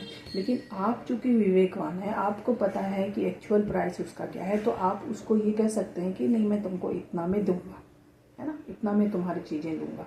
लेकिन आप नहीं कहते हैं, आप वो कह रहा है आप 500 में वो दे रहा है तो आप बोलते नहीं 400 में दे दो ना, 400 ही है तो बेचारा 400 में, तो 500 ना सही 400 ही सही। इस चीज़ को मैं देखता हूँ, मेरे विद्यालय में है एक लोग, है ना, राम टेक के सर हैं, तो वो अपना जाके तो हमारा ये कहना है फिर ये तीन लोग हैं दिशा में ले जा रही है। 3 लोग पोस्टिंग है उनकी हमारे विद्यालय में, तो उन लोगों के पास खेत बहुत हो गया है और सब लोग बताते हैं कि ये जाते हैं अपने गाँव और वहीं से सब अपना लिखा ले आते हैं। अब इधर मिल रहा है 40,000 के आसपास, इधर कम में ले करके और फिर वहाँ अपना नहीं, मतलब वो क्या ना आदिवासी समुदाय से ही है, तो अब वो विद्यालय में यहाँ पर पोस्टिंग है, तो उनके पास अच्छा पैसा है। कैसे गांव वालों के पास कैसे होता नहीं है, अपने ही समाज का शोषण कर रहे हैं। तो ये शिक्षा हमको कौन सा मॉडल दे रही है ना, कि हम कमजोर को और कमजोर करें, चाहे वो हमारा हो चाहे गैर का हो, है ना, या फिर हम उनकी मदद करें। मतलब हम कहते हैं ना कि शिक्षित होना सभ्य होना, तो सभ्य होना अगर ये है तो वो असभ्य ही भले, है ना, जो किसी का शोषण नहीं कर रहा है वो असभ्य होना ज़्यादा भला है ना, कि सभ्य होकर के हम दूसरों का शोषण करें, ये अच्छा है। तो शिक्षित होना, सभ्य होना, ये सारी चीज़ें जो हैं ये तो अच्छाई और बुराई ये तय करती है। तो इसीलिए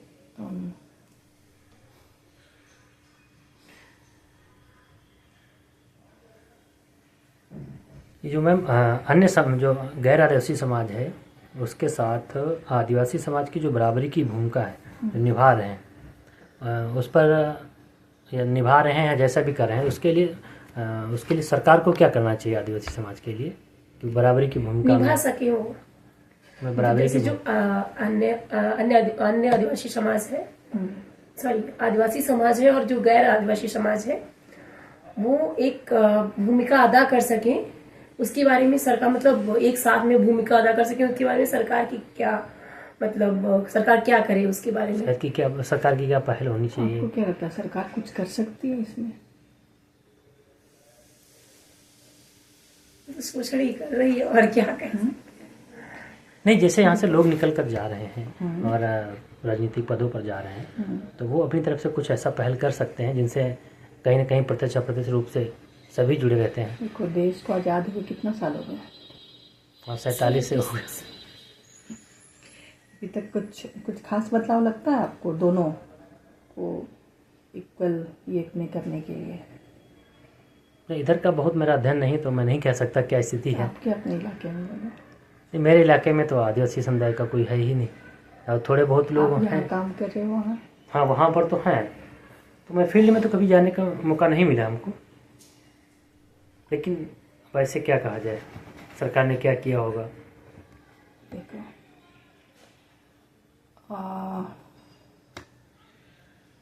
बहुत छोटी सी बात भी है और बहुत बड़ी बात भी है। हम चीज़ों को किस नज़रिए से देखते हैं सबसे बड़ी बात है ना, कि हम जो शब्द यूज़ करते हैं गरीब, है ना, ये गरीब कौन है? मतलब आदिवासी सिर्फ इसलिए गरीब है क्योंकि उसके पास कैश नहीं है, सुविधाएं कम है, उस तरह की सुविधा नहीं है। पानी वो भी पी रहे हैं, है ना, जंगल सुदूर से नदी से लेके आ रहे हैं, वहाँ से लेके पानी पी रहे हैं। आप यहाँ पे जल विभाग को पैसे देते हो और पानी पीते हो, ठीक है। आप होल्डिंग टैक्स देते हो इसलिए इस तरह के घरों में रहते हो। वो होल्डिंग टैक्स नहीं देते क्योंकि वो मिट्टी के घरों में रहते हैं, ठीक है। लेकिन मालगुजारी वो अपने खेतों का देते हैं, आप भी कहीं ना कहीं कुछ टैक्स देते ही होंगे जमीन का। लेकिन ये जो हम पिछड़ा होना, गरीब होना, इस तरह की जो शब्दावलियाँ यूज़ करते हैं, उसके पीछे में हमारी मानसिकता क्या होती है? हम किस आधार पे उनको गरीब, पिछड़ा कहते हैं और अपने आप को आगे बढ़ा हुआ विकसित समाज का मानते हैं? पता नहीं आप लोगों का क्या सोचना है या क्या आगे चल के सोचेंगे, लेकिन हम लोगों ने तो अभी तक जो अपने अध्ययन से अपने काम के दरमियान पाया है, मुझे लगता है कि आदिवासी जहाँ पर हैं, अगर ये एजुकेशन का जो हिस्सा है, नौकरी का जो हिस्सा है, ये सब अगर हम छोड़ दें तो उनसे ज़्यादा सुखी शायद कोई नहीं है ना। आप कहेंगे कि मैम उनके पास तो दवा दारू ही नहीं है, बीमार होंगे तो मर जाएंगे। नहीं, वो तो जरूर ही नहीं पड़ती ज़्यादा। हाँ, लेकिन वो आप देख लो कि कोविड से वो नहीं मरे, हम मर गए इधर शहरों में आके, ठीक है। क्यों मरे हम? हमारे पास तो अच्छा स्ट्रक्चर्ड हॉस्पिटल है, दवाइयों वाला, डॉक्टरों वाला, नर्सों वाला है, लेकिन भी हम मरे। तो हमसे ज़्यादा स्वस्थ समाज वो रहा ना, क्योंकि वो प्रकृति के सानिध्य में है, ठीक है। यहाँ की जो बहुत सारी जो गड़बड़ियाँ हैं वहाँ नहीं है, ठीक है। आप बोलो कि पानी आप खर्च कर रहे हो, आप हर महीने जल विभाग को पैसे देते हो और उस पानी का उपयोग कितना करते हो और दुरुपयोग कितना करते हो, ठीक है। और कितना हल्ला करते हो कि पानी की कमी है, पोल्यूशन है, ठीक है। और वो कितना देते हैं, सदुपयोग कितना करते हैं, दुरुपयोग कितना करते हैं और कितना हल्ला करते हैं। इनके ये जितना कम हल्ला करते हैं उससे ज़्यादा तो मीडिया हल्ला करता है कि उनको पानी नहीं मिल रहा है ना, कि गंदे पानी पी रहे हैं। लेकिन आपके गंदे पानी से तो वो पानी ज़्यादा बेहतर है, मेरा खुद का मानना है, क्योंकि आप ब्लीचिंग डाल के, तरह तरह से केमिकल्स डाल के सही करके उसको पी रहे हैं, है ना। आपने पानी का स्रोत जाने का रास्ता बंद कर रखा है, जो है बचा खचा दूसरों की दया से, वो आप यूज़ कर रहे हैं।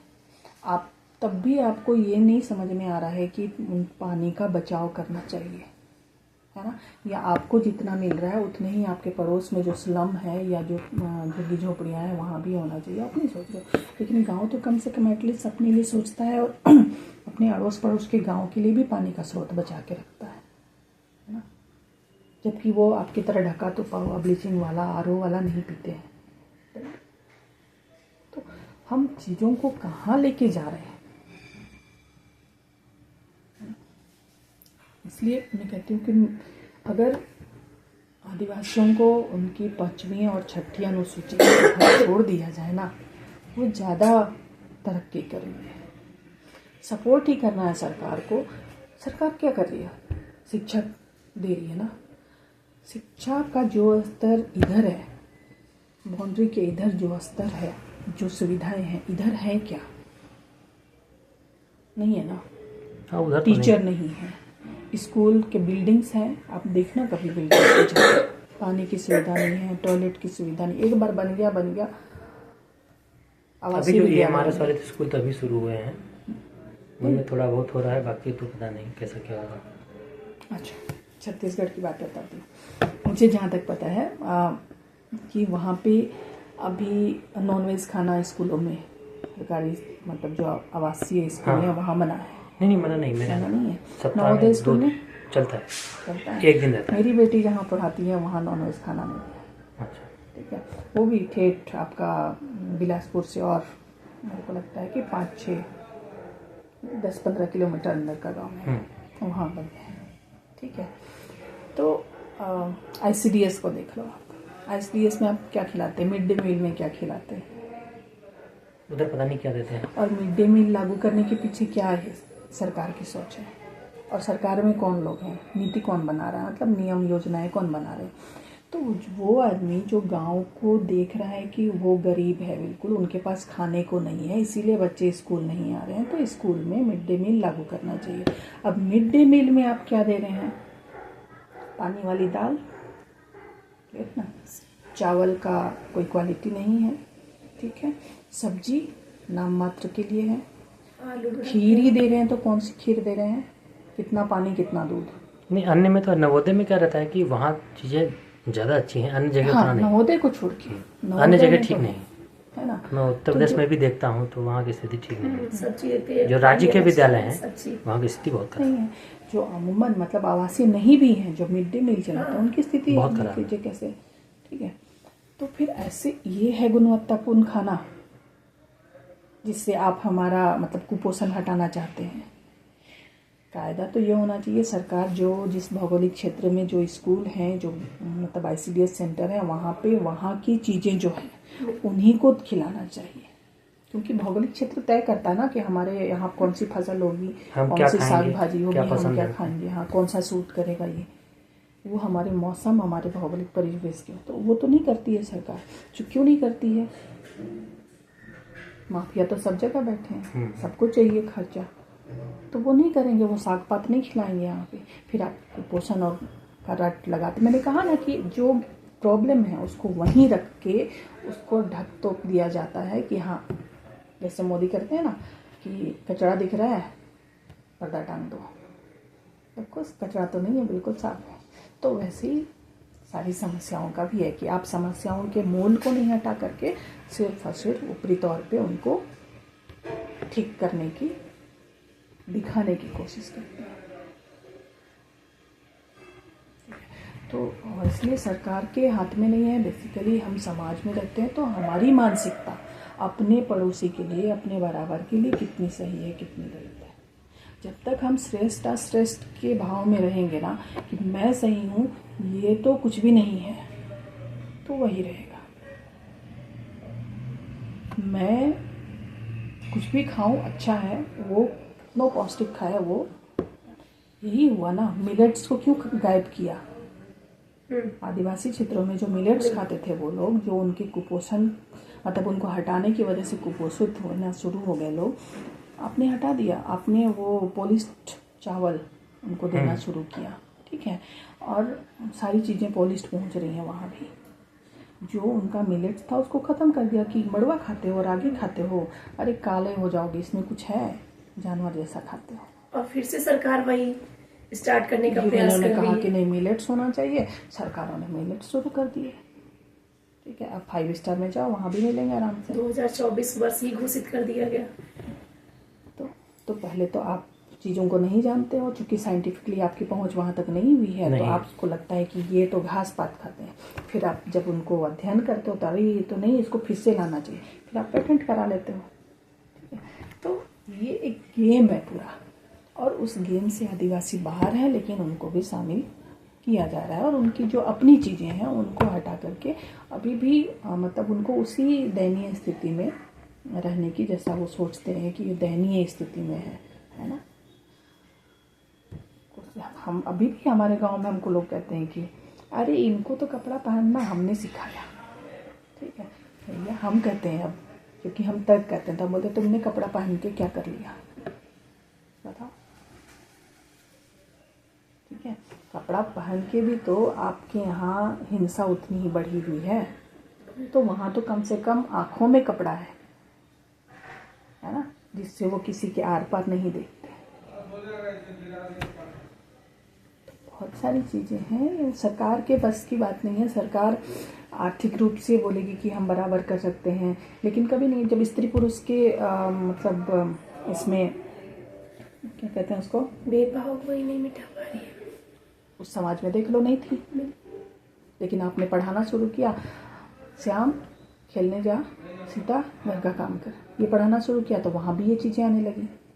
ठीक है, स्टार्टिंग से ही सीता खाना बना रही है। हाँ, बता रही श्याम है। स्कूल स्कूलों में पढ़ाते हैं ना, हम नहीं बोलते हैं लड़कों को कि पानी पिलाओ, हम लड़कियों को बोलते हैं झाड़ू लगाओ तो, पानी पिलाओ तो, है ना। लड़कों को आप आवासीय विद्यालय में आप बोल के देखो कि झाड़ू लगाओ, चलो लगाते हैं कि नहीं लड़के? नहीं, वो तो हॉस्टल रहता है तो वो तो अपने में लगाना है, वो तो अलग चीज़ हो गई। लेकिन अगर प्राथमिकता देना हो तो प्रयास यही रहता है कि रंगोली बनाना है तो लड़कियां बनाना है, या कुछ माला फूल लाना है तो शिक्षा लड़कियां का लाना है। माध्यम क्या है ना, अगर हम मतलब जेंडर इक्वलिटी की बात कर रहे हैं तो हम उनको बदल दें ना। स्कूलों में अगर हम चीज़ों को बदल दें तो कैसे नहीं होगा, लेकिन वो हम तो वहीं से शुरू कर रहे हैं ना, उन सब चीज़ों को बैठा के चलना। अगर देखा जाए तो केवल आदिवासी स्त्रियों की स्वतंत्रता नहीं, अन्य समाज की भी स्त्रियों में कोई विशेष वो नहीं है कि आदिवासी स्त्रियां तो कम से कम अपनी मर्जी से निकल के, चाहे वो सुदूर गांव की महिला हो या फिर पढ़ी लिखी महिला, अपने स्वतंत्र रूप से मूव कर सकती है, है ना। आपको लगता होगा कि वो डिसीजन नहीं लेती है, लेकिन वो डिसीजन लेती है, गांव की महिला भी। और लेकिन जो पढ़ी लिखी महिला है वो नहीं ले पा रही है, कोशिश करती हैं, जीन में है तो वो जाएगा कहाँ, वो करती हैं, लेकिन क्योंकि अब वो पढ़ा लिखा सो-कॉल्ड पुरुष है वहाँ पे, ठीक है। तो शहरों में आप देख लो, आदिवासी घरों में कि पुरुष जाएगा तो पानी महिला ला के देगी, जबकि गांव में वैसा नहीं था, पानी पीना अपने से निकाल के गए, पी लिया।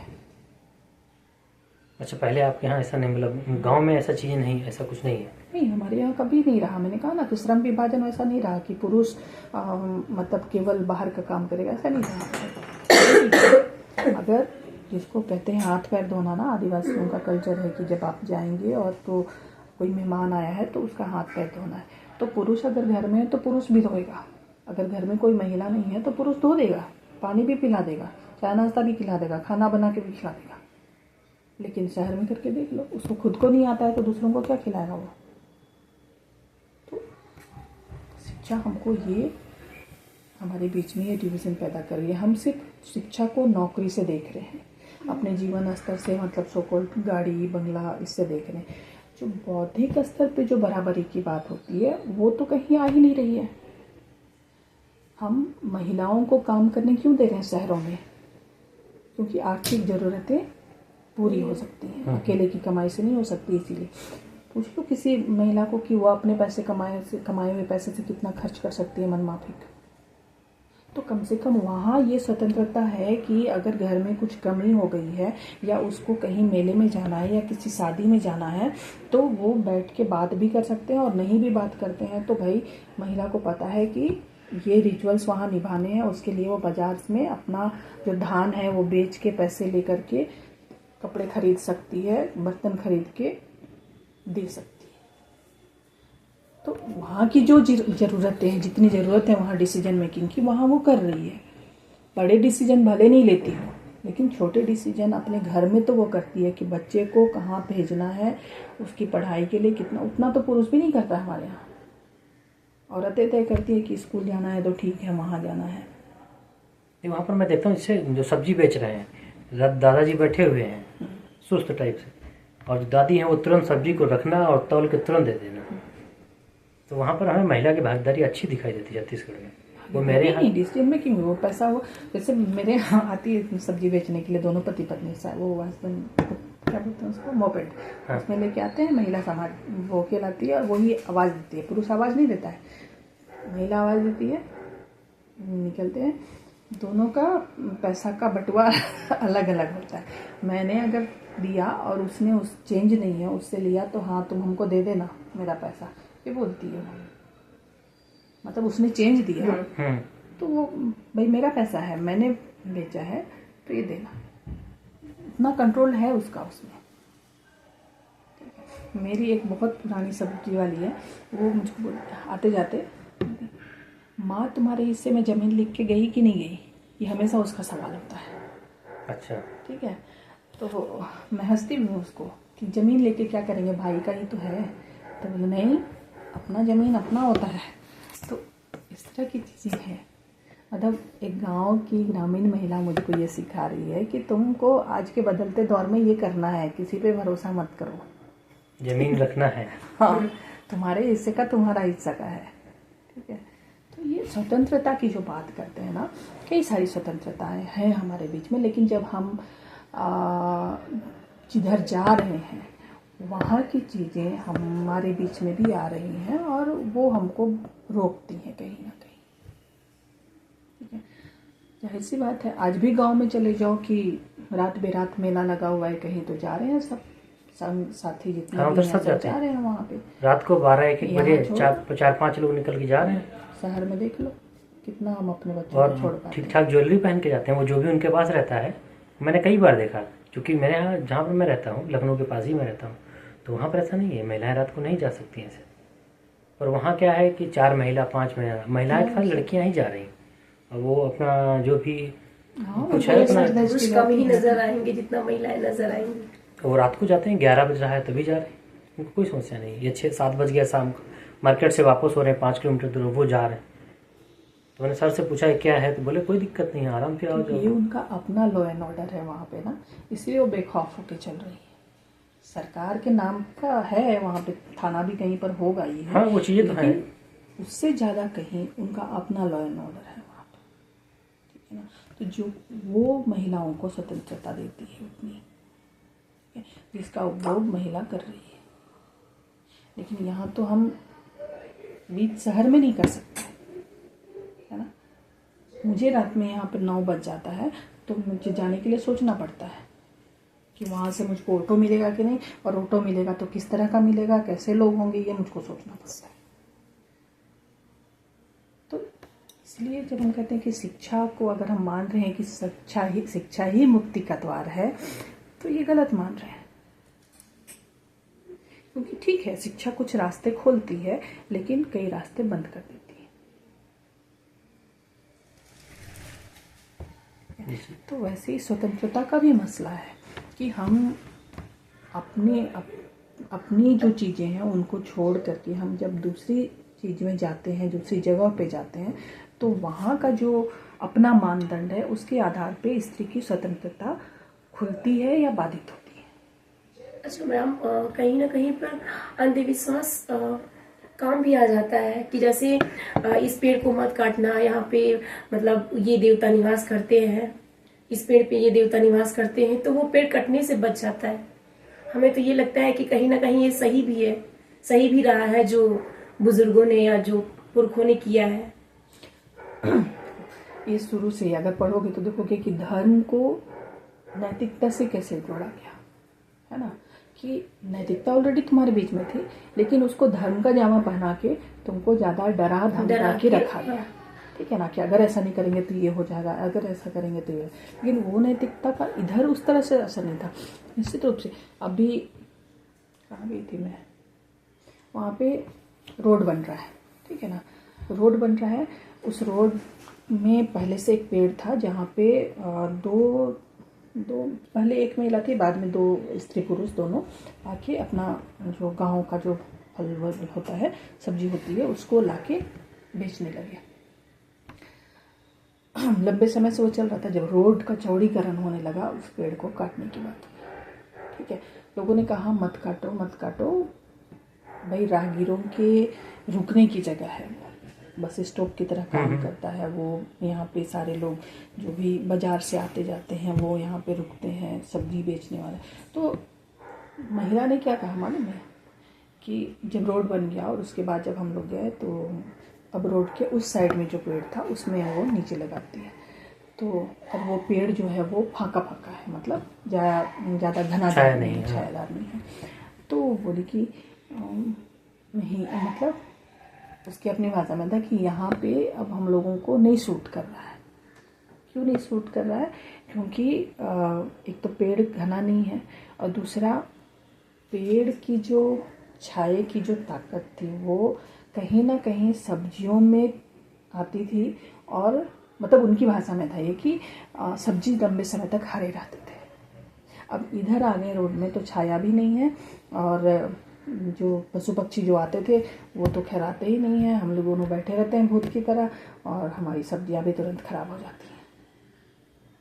ठीक है, तो उनके ये कहने का सीधी सीधी नहीं कह रही कि उसमें देवता वास करते थे या कुछ होता था, लेकिन उसको था कि ये पेड़ जो है उसको मतलब पशु पक्षियों को, राहगीरों को और उनकी अजीब सी सब्जियों को ऊर्जा उनको देता। अपने में ऊर्जा देता था, और उस ऊर्जा से वो सारी चीजें होती है।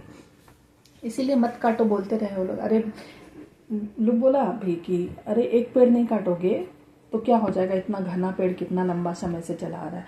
लेकिन वन विभाग को थोड़ी है, पहले लोग नहीं, अब तो नहीं मानते हैं, काट देते, लेकिन पहले लोग इस वजह से भी नहीं काटते थे कि डर जो एक बना रहता था ना कि हाँ देवता निवास करते हैं, नहीं, तो कई बार बस निवास नहीं, ऊर्जा का निवास तो होता ही है। तो जीवित तो वो तो अब क्या है, उसका प्रमाण नहीं दिया जा रहा है, तो इसलिए अंधविश्वास और विश्वास में नहीं, वो तो हर पेड़ में रहती है एक अजीब सी अपनी ऊर्जा, हर पेड़ में। नहीं, वो एंटिटी रहती है सब पर, लेकिन अब उसको क्या है कि अब दिखाया नहीं जा सकता, तो सब कहते भी मैंने नहीं। जो बचाव की बात कही कि जो अंधविश्वास था उसके जरिए जो बचाव किया जाता था पेड़ पौधों का। पेड़ से लगाव होना भी बड़ी बात होती है ना। अब जो वहाँ पे रास्ता बना रहा है उसके लिए उससे उसका लगाव का कोई मतलब ही नहीं, उसका कोई महत्व नहीं उसके लिए, उसको तो अपना सड़क बन जाए, जो भी आएगा वो मारता हुआ चला जाएगा, ठीक है ना। लेकिन जो वहाँ पे रहता रहा है, हमेशा से आता जाता रहा है, उसके साथ एक लगाव बन गया है। उसकी ऊर्जा की बात तो चलो है ही, जो मतलब हम लोग मानते ही हैं कि वो है वहाँ पे, और इसीलिए रात बेरात पेड़ों को काटने के लिए नहीं। और आदिवासी समाज तो किसी भी पेड़ को काटने से पहले क्षमा याचना कर ही लेता है उस पर, है ना। तो चीजें हैं, लेकिन इसी तरह से जोड़ा गया ना चीजों को कि भाई चीजों को बचाया कैसे जाए, यही तो जोड़ दिया गया उससे। अब आप उसको अंधविश्वास मान लो, विश्वास मान लो, जो मानना है मान लो। नहीं, एक तरीका, जैसे आप लोग कहते वो अंधविश्वास था, लेकिन हमें नहीं लगता कि वो अंधविश्वास था, वो एक तरीका था बचाने का। हाँ, कह सकते हैं कि एक तरीका था, लेकिन उसका एक लगाव जो होता है ना कि भाई लगाव, मतलब अपने परिवेश का वही एक चीज़। सदस्य है वो, और उसको आपने खत्म कर दिया तो एक तकलीफ तो होती है ना। अभी मैंने कहाँ देखा, सोशल मीडिया में ही देख रही थी कि कोई बुजुर्ग महिला थी जिसने वो पेड़ लगाया था और उसको काट दिया गया, तो लौटी और रोई वहां पे उस पेड़ के लिए। ऐसे बहुत सारी चीजें हैं, मतलब बहुत है लोगों के बीच में, आपको मिलेंगी। अरे जो चिपको आंदोलन स्टार्ट हुआ था पेड़ों को बचाने को लेकर, कितना लोगों की जान गई उसमें। सारे कई जगहों पे है ये सारी चीजें, मतलब लोग पेड़ से चिपक गए, लेकिन तो वो सिर्फ एक पेड़ को बचाने की बात नहीं है ना, पूरे वही परिवेश को बचाने की बात हो रही। चूंकि वहाँ पे आप देखेंगे कि जड़ी बूटी तमाम है, जीव जंतु है, पशु पक्षी हैं,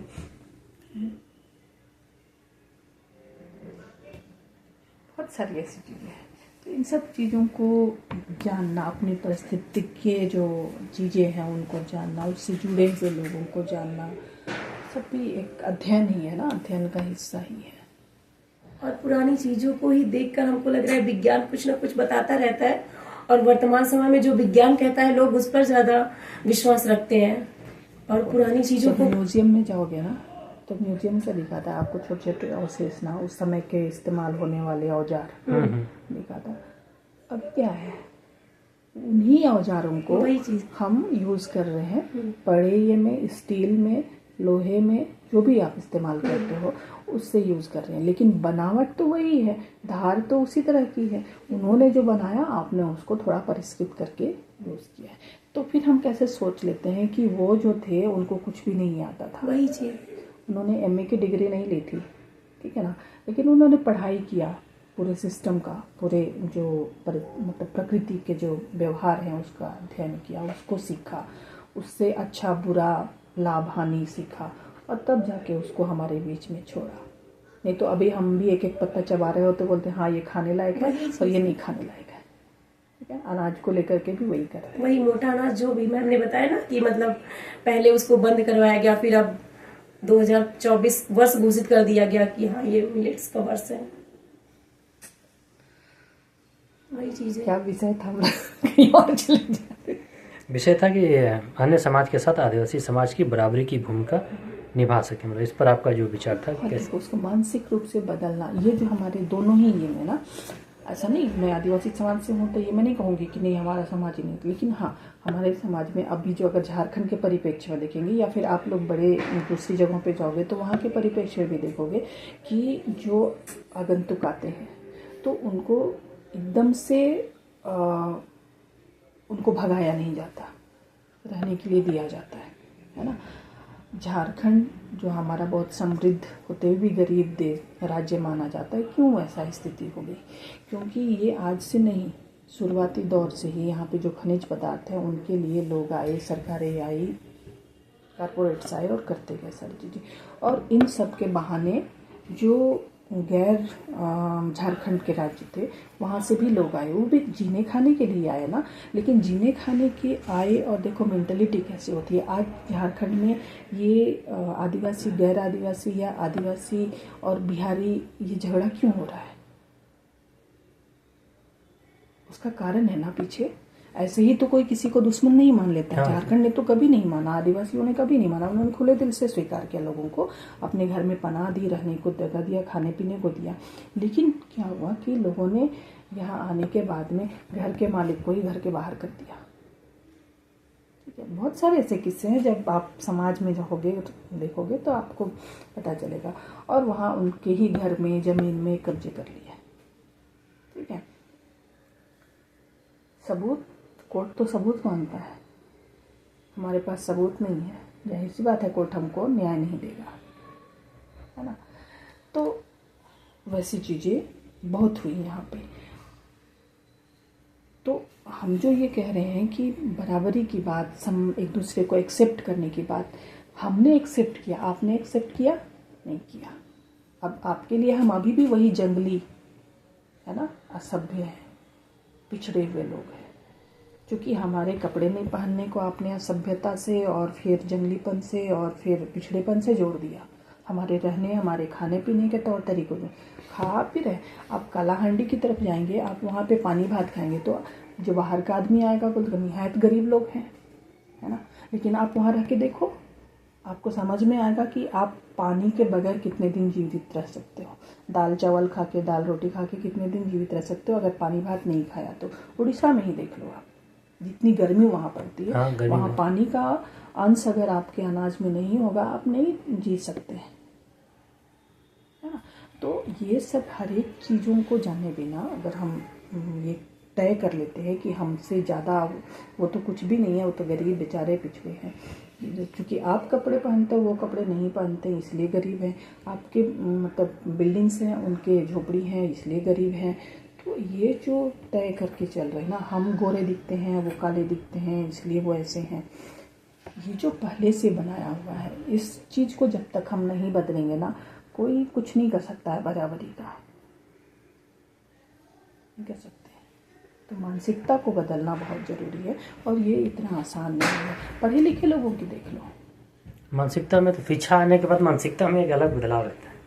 मानसिकता ही तो मुख्य कारण तब है भी चीज तब भी बहुत कम, तब भी वो चीज़ जाता नहीं है जो हमारी जातीय श्रेष्ठता, जातीय दम्भ है ना, वो अगर नहीं ख़त्म होगा, हम नहीं स्वीकार कर सकते दूसरे को।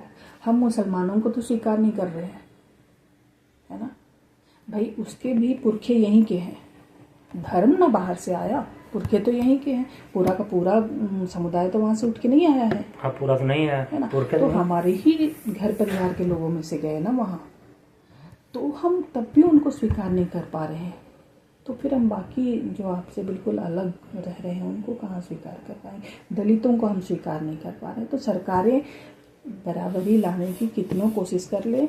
अभी आरक्षण को ही देख लो, आरक्षण एक ऐसा ज्वलंत मुद्दा है कि हम ये स्वीकार ही नहीं कर सकते हैं कि जो दलित हैं, जो आदिवासी हैं, मतलब उनको ये सुविधा किस लिए दी जा रही है और हमको नहीं दी जा रही है।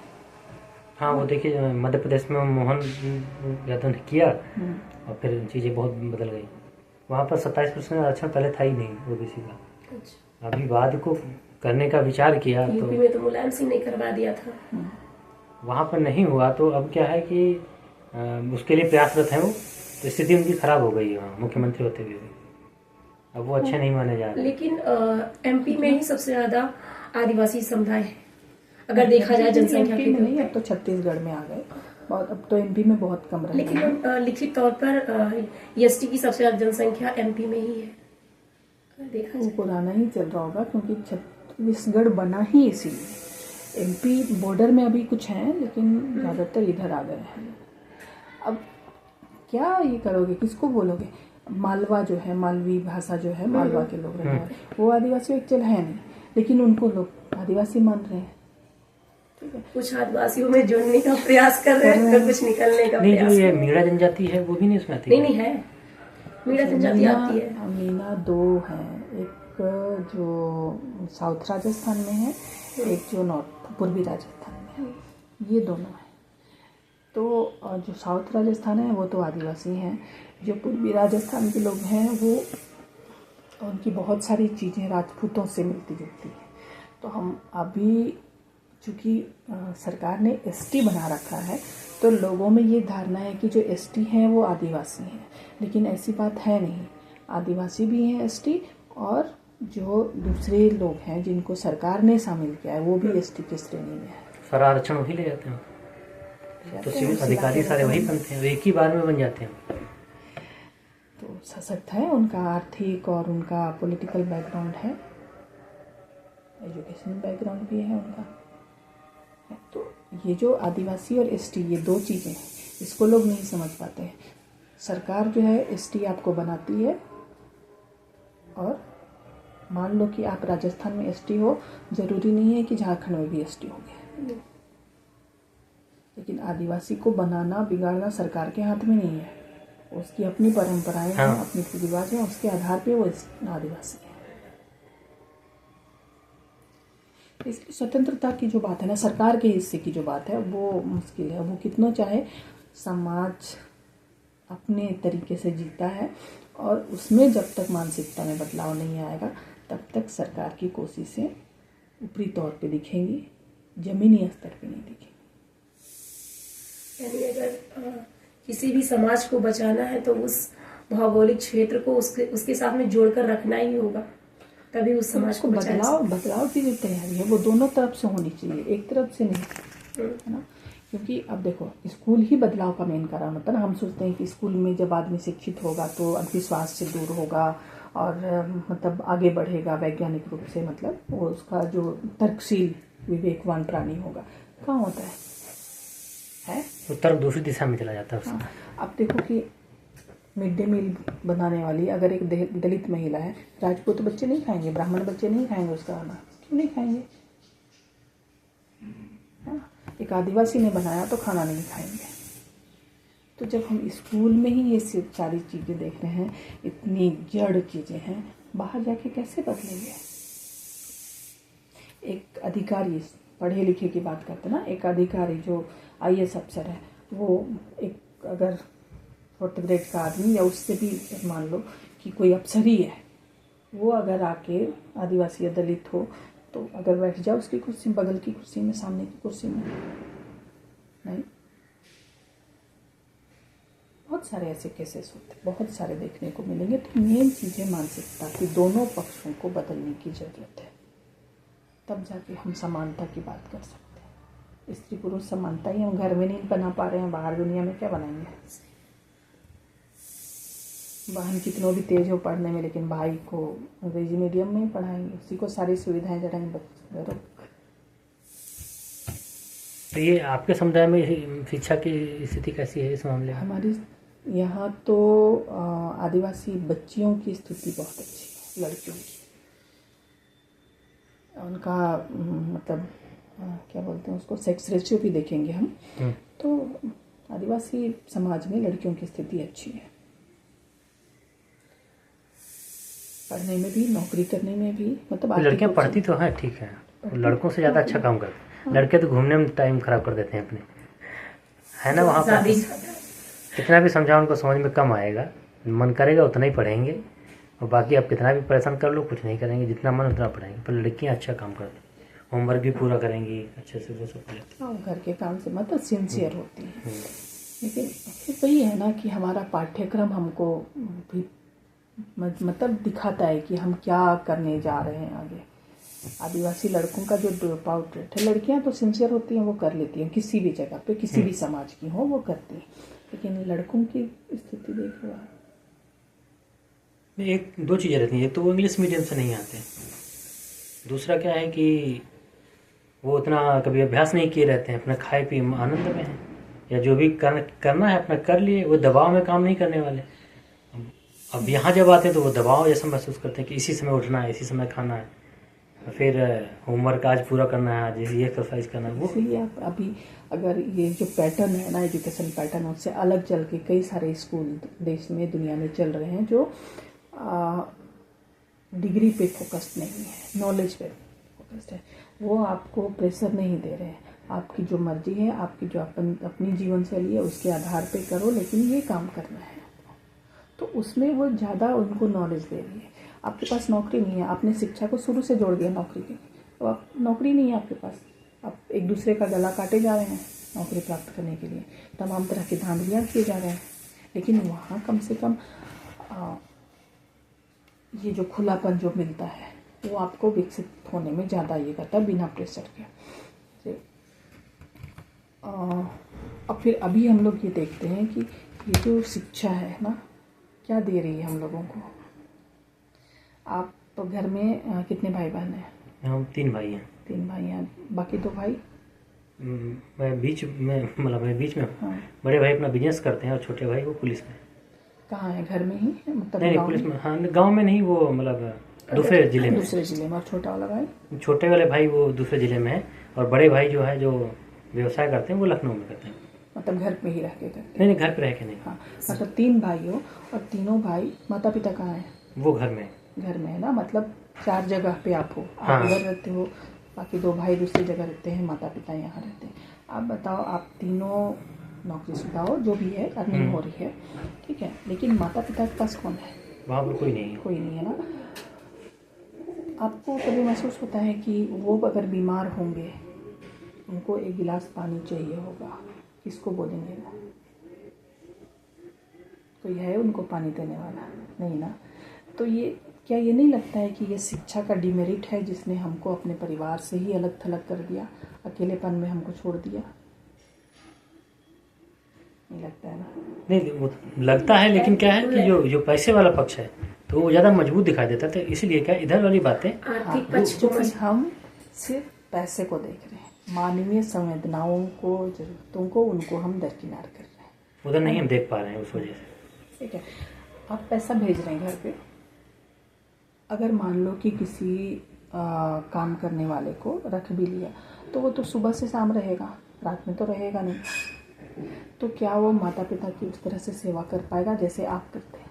नहीं हो पाएगा। नहीं ना। तो ये पैसा फिर हमको क्या दे रहा है, कितना सुख दे रहा है ना? हम लोग इस तरह से, इसलिए फिर मैं लौट के वापस अपने समाज में जाती हूँ और मुझको लगता है कि हमसे ज़्यादा सुखी है। कोई तामझाम नहीं, कोई ये नहीं, बिल्कुल सिंपलिसिटी में हम सारा चीज़ कर रहे हैं, जहाँ हम साथ में भी हैं, एक दूसरे की बीमारी हारी में, मरनी जीनी में, सब में साथ में कर रहे हैं। पति पत्नी को देख लो ना, शादी करने के बाद एक पति वहाँ है, पत्नी कहीं और है, ठीक है, दोनों मिलने नहीं। शादी करने का मतलब ही क्या हुआ? ऐसा नहीं लगता है कभी सोचना इस बात में? ठीक है, पैसा कमा रहे हैं, लेकिन जिस समय बच्चे होंगे, बच्चों की परवरिश के लिए माता पिता दोनों को होना चाहिए, नहीं हमारे पास। तो लेकिन ये चीज़ें हमको समस्या दिखती नहीं है ना, हम समस्या दूसरी किसी एक समस्या को लेकर के जीते हैं। तो इसीलिए मुझे अब हम लोग महसूस करते हैं कि जो हो, चाहे आपके पुरखे हों, मेरे पुरखे हों, उन्होंने एक बहुत जिस तरह के समाज की रचना की थी, वो रचना, वो व्यवस्थाएं हमारे लिए ज़्यादा सूटेबल थी, ज़्यादा मानवीय संवेदनाओं से भरी पूरी थी, संतुष्टिदायक थी। अभी नहीं है वो चीज़ें। तो हमारी अभिव्यक्ति के जो अलग अलग माध्यम है उनमें ये चीज़ें क्यों नहीं आती हैं? क्यों हम सो कॉल्ड अलग किसी एक ग्रह में जाते हैं उन चीज़ों पे काम करने के लिए?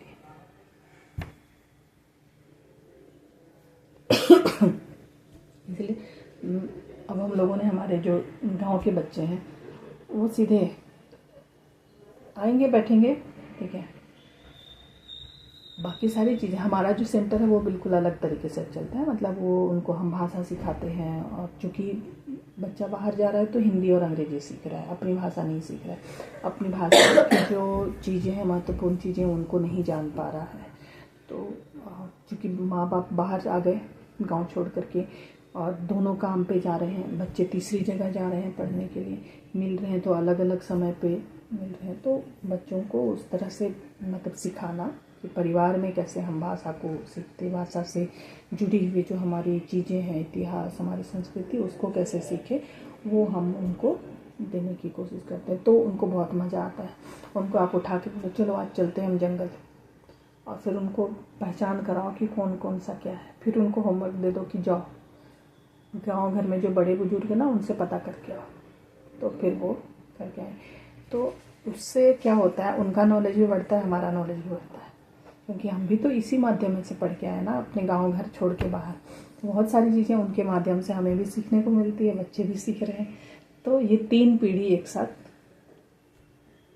एक जो अपना मौलिक शिक्षा का जो स्रोत था उसकी तरफ जाए। तो मुझे लगता है कि हमें जिनको जो दृष्टिकोण हमको मिला है, उस दृष्टिकोण को अलग रख करके जो हमारा समुदाय का जो दृष्टिकोण है, उससे अगर हम चीज़ों को देखेंगे तो फिर हम अपनी बात सही तरीके से कह पाएंगे। इसलिए मेरी कविताओं में आप देखेंगे कि ज़्यादातर मतलब बाद की कविताओं में उनकी ध्वनियाँ ज़्यादा हैं।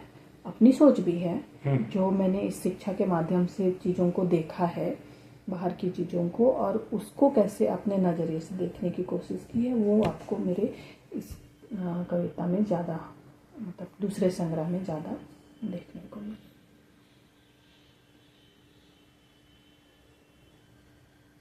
और चूँकि मेरा फोकस कभी नहीं रहा स्त्री, है ना, क्योंकि हमारे समुदाय में, मतलब आदिवासी समाज में, कभी भी समस्याओं को अलग अलग खंड में रख करके देखने की प्रवृत्ति नहीं है।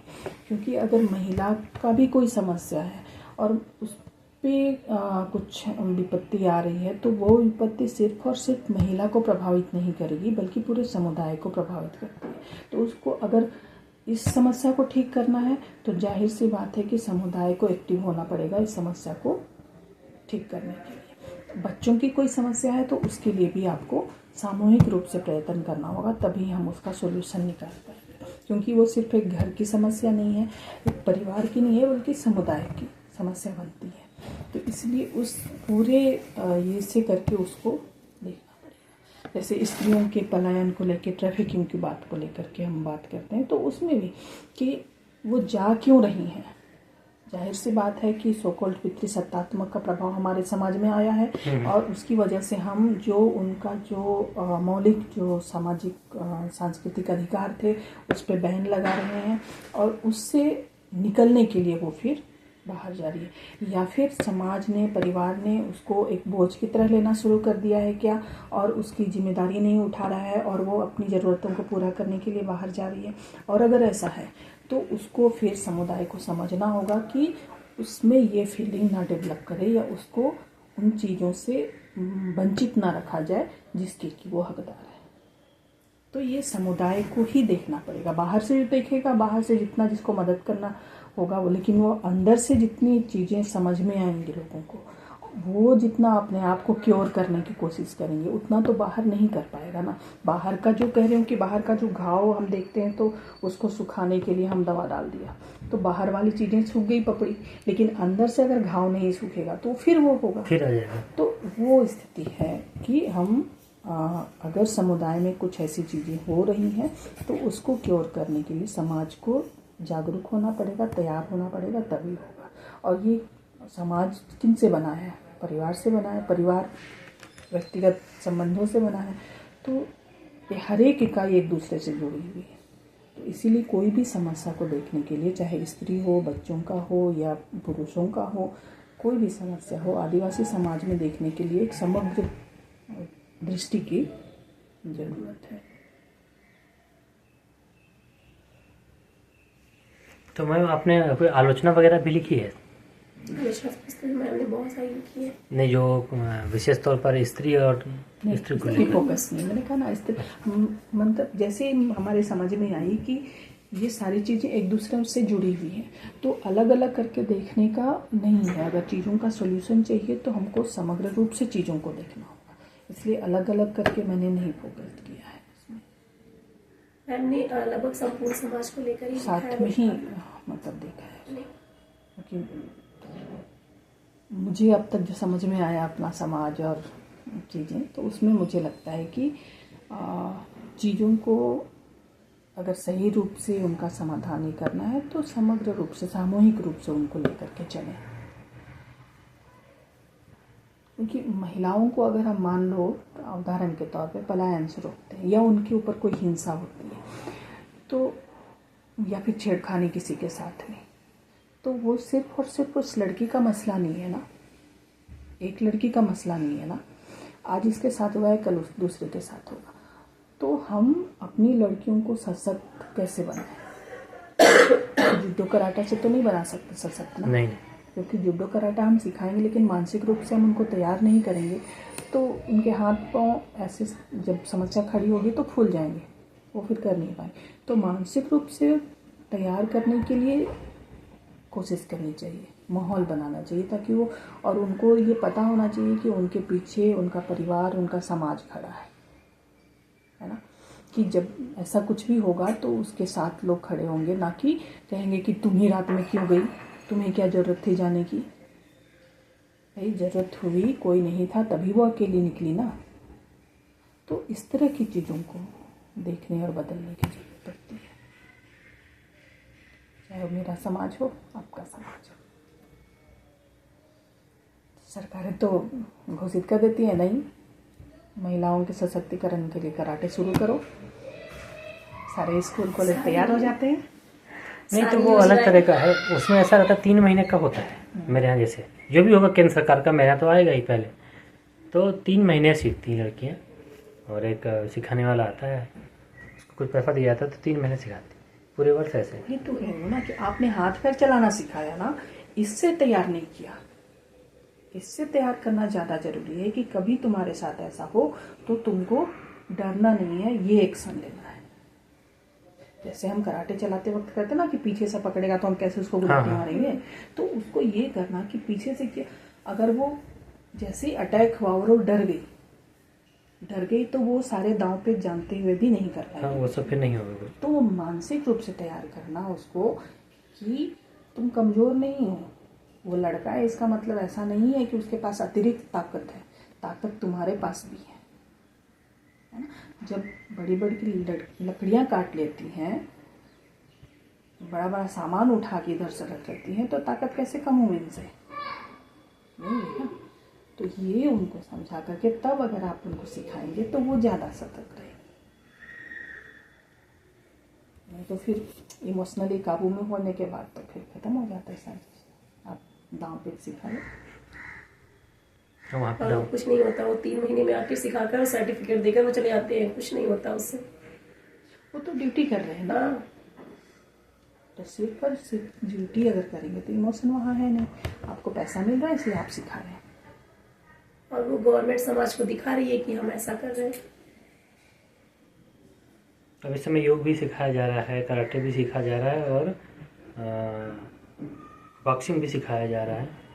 3-4 चीज़ें सिखाई है, जो PM श्री योजना है उसे वो सिखाएंगे, वो सिखाइए ना, सिखाने में कोई ये सप्ताह में कुछ एक भी लेक्चर चीज़- होना है, हाँ, एक दिन आना कोई है। भी चीज़ बुरी नहीं है, देखने सीखने में कोई भी चीज़ खराब नहीं है, लेकिन सवाल ये है कि आप मानसिक रूप से कमज़ोर रहेंगे। आपने शुरू में ही समझ लिया कि मैं तो कमज़ोर हूँ, मैं कैसे लड़ूँ, मुझसे लड़ाई होगी ही नहीं, हाँ तो सब बेकार है तो फिर तो कुछ भी आप सिखा ले नहीं होगा।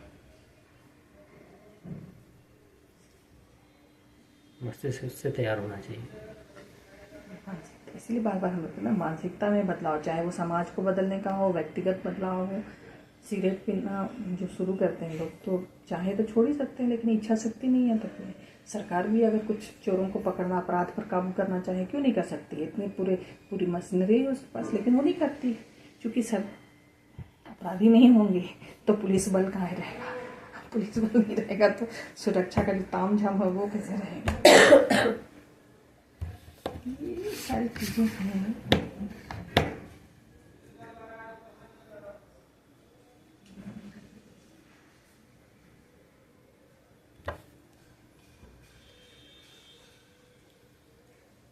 लास्ट में अपने पाठकों को क्या संदेश देना चाहें?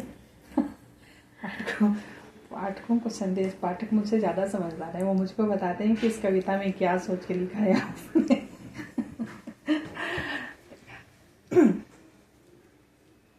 कुछ नहीं, मैं तो मेरे पाठकों को कहती हूँ कि किसी को भी पढ़िए, कुछ भी पढ़िए तो उसको क्रिटिकल होके पढ़िए, है ना, ताकि आपके जो क्रिटिक्स पॉइंट आएंगे वो मुझे भी अपनी चीज़ों को समझने में मददगार होंगे और आपको भी वो मददगार होंगे मेरी चीज़ों को समझने में, है ना। और एक संवाद बना रहना चाहिए। जो भी आप पढ़ रहे हैं, जो भी आप लेखक, कवि जो भी हैं और जो पाठकगण हैं, श्रोतागण हैं, उनका एक आपसी संवाद बहुत ज़रूरी होता है। क्योंकि मेरा काम है बतौर लेखक, बतौर कवि, मैंने लिख दिया, लेकिन सामने वाला उसको उस पर कोई प्रतिक्रिया जाहिर नहीं करेगा, उस पर कुछ बात नहीं करेगा, तो मेरे लिखने का तो ये नहीं है। ठीक है, वो मेरी अभिव्यक्ति है, मेरी सोच है जिसको मैंने लिखा। मैं चाहती थी कि मेरी चीज़ें, मेरे समुदाय की चीज़ें मेरे माध्यम से आप तक पहुँचे, तो मैंने उन चीज़ों को लिखा। ठीक है ना। लेकिन आपने वो देखा और आपने कुछ समझने की कोशिश नहीं की, क्योंकि आपको लगा कि अरे ये तो है, बस लिखी हुई चीज़ें हैं, उन्होंने लिख दिया है। तो वो विमर्श का जो सूत्र होता है उसको बंद कर देता है। अगर हम दोनों ही एक दूसरे के पूरक होना चाहते हैं तो एक सूत्र को लेकर के चले जिसमें दोनों की मतलब सहभागिता हो, और उस सहभागिता का जो रिजल्ट आए वो समाज के लिए बेहतर है।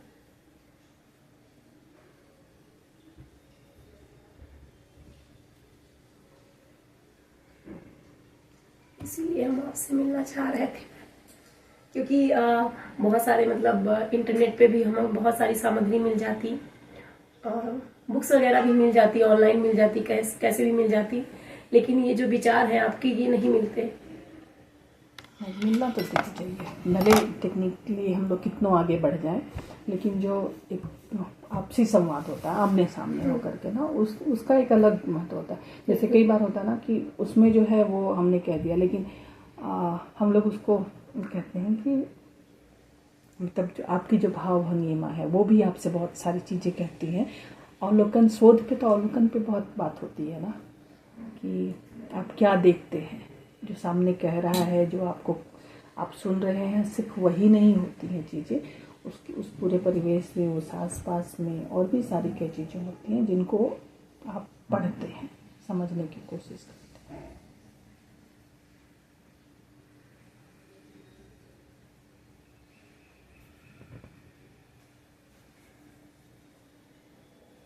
जैसे हम लोग आपस में भी अलग, हम लोग मतलब निर्मला हुई या फिर दूसरे कई सारे लोग, हम लोग जब आपस में मिलते हैं तो हम अपनी एक दूसरे की कविताओं, एक दूसरे की लेखनी को लेकर के भी बात करते हैं कि मतलब सहमत तो कोई भी हो सकता है ना, तो और उसको मतलब समझना, क्लियर होना कि भाई तुमने ये लिखा तो क्यों लिखा, कैसे लिखा,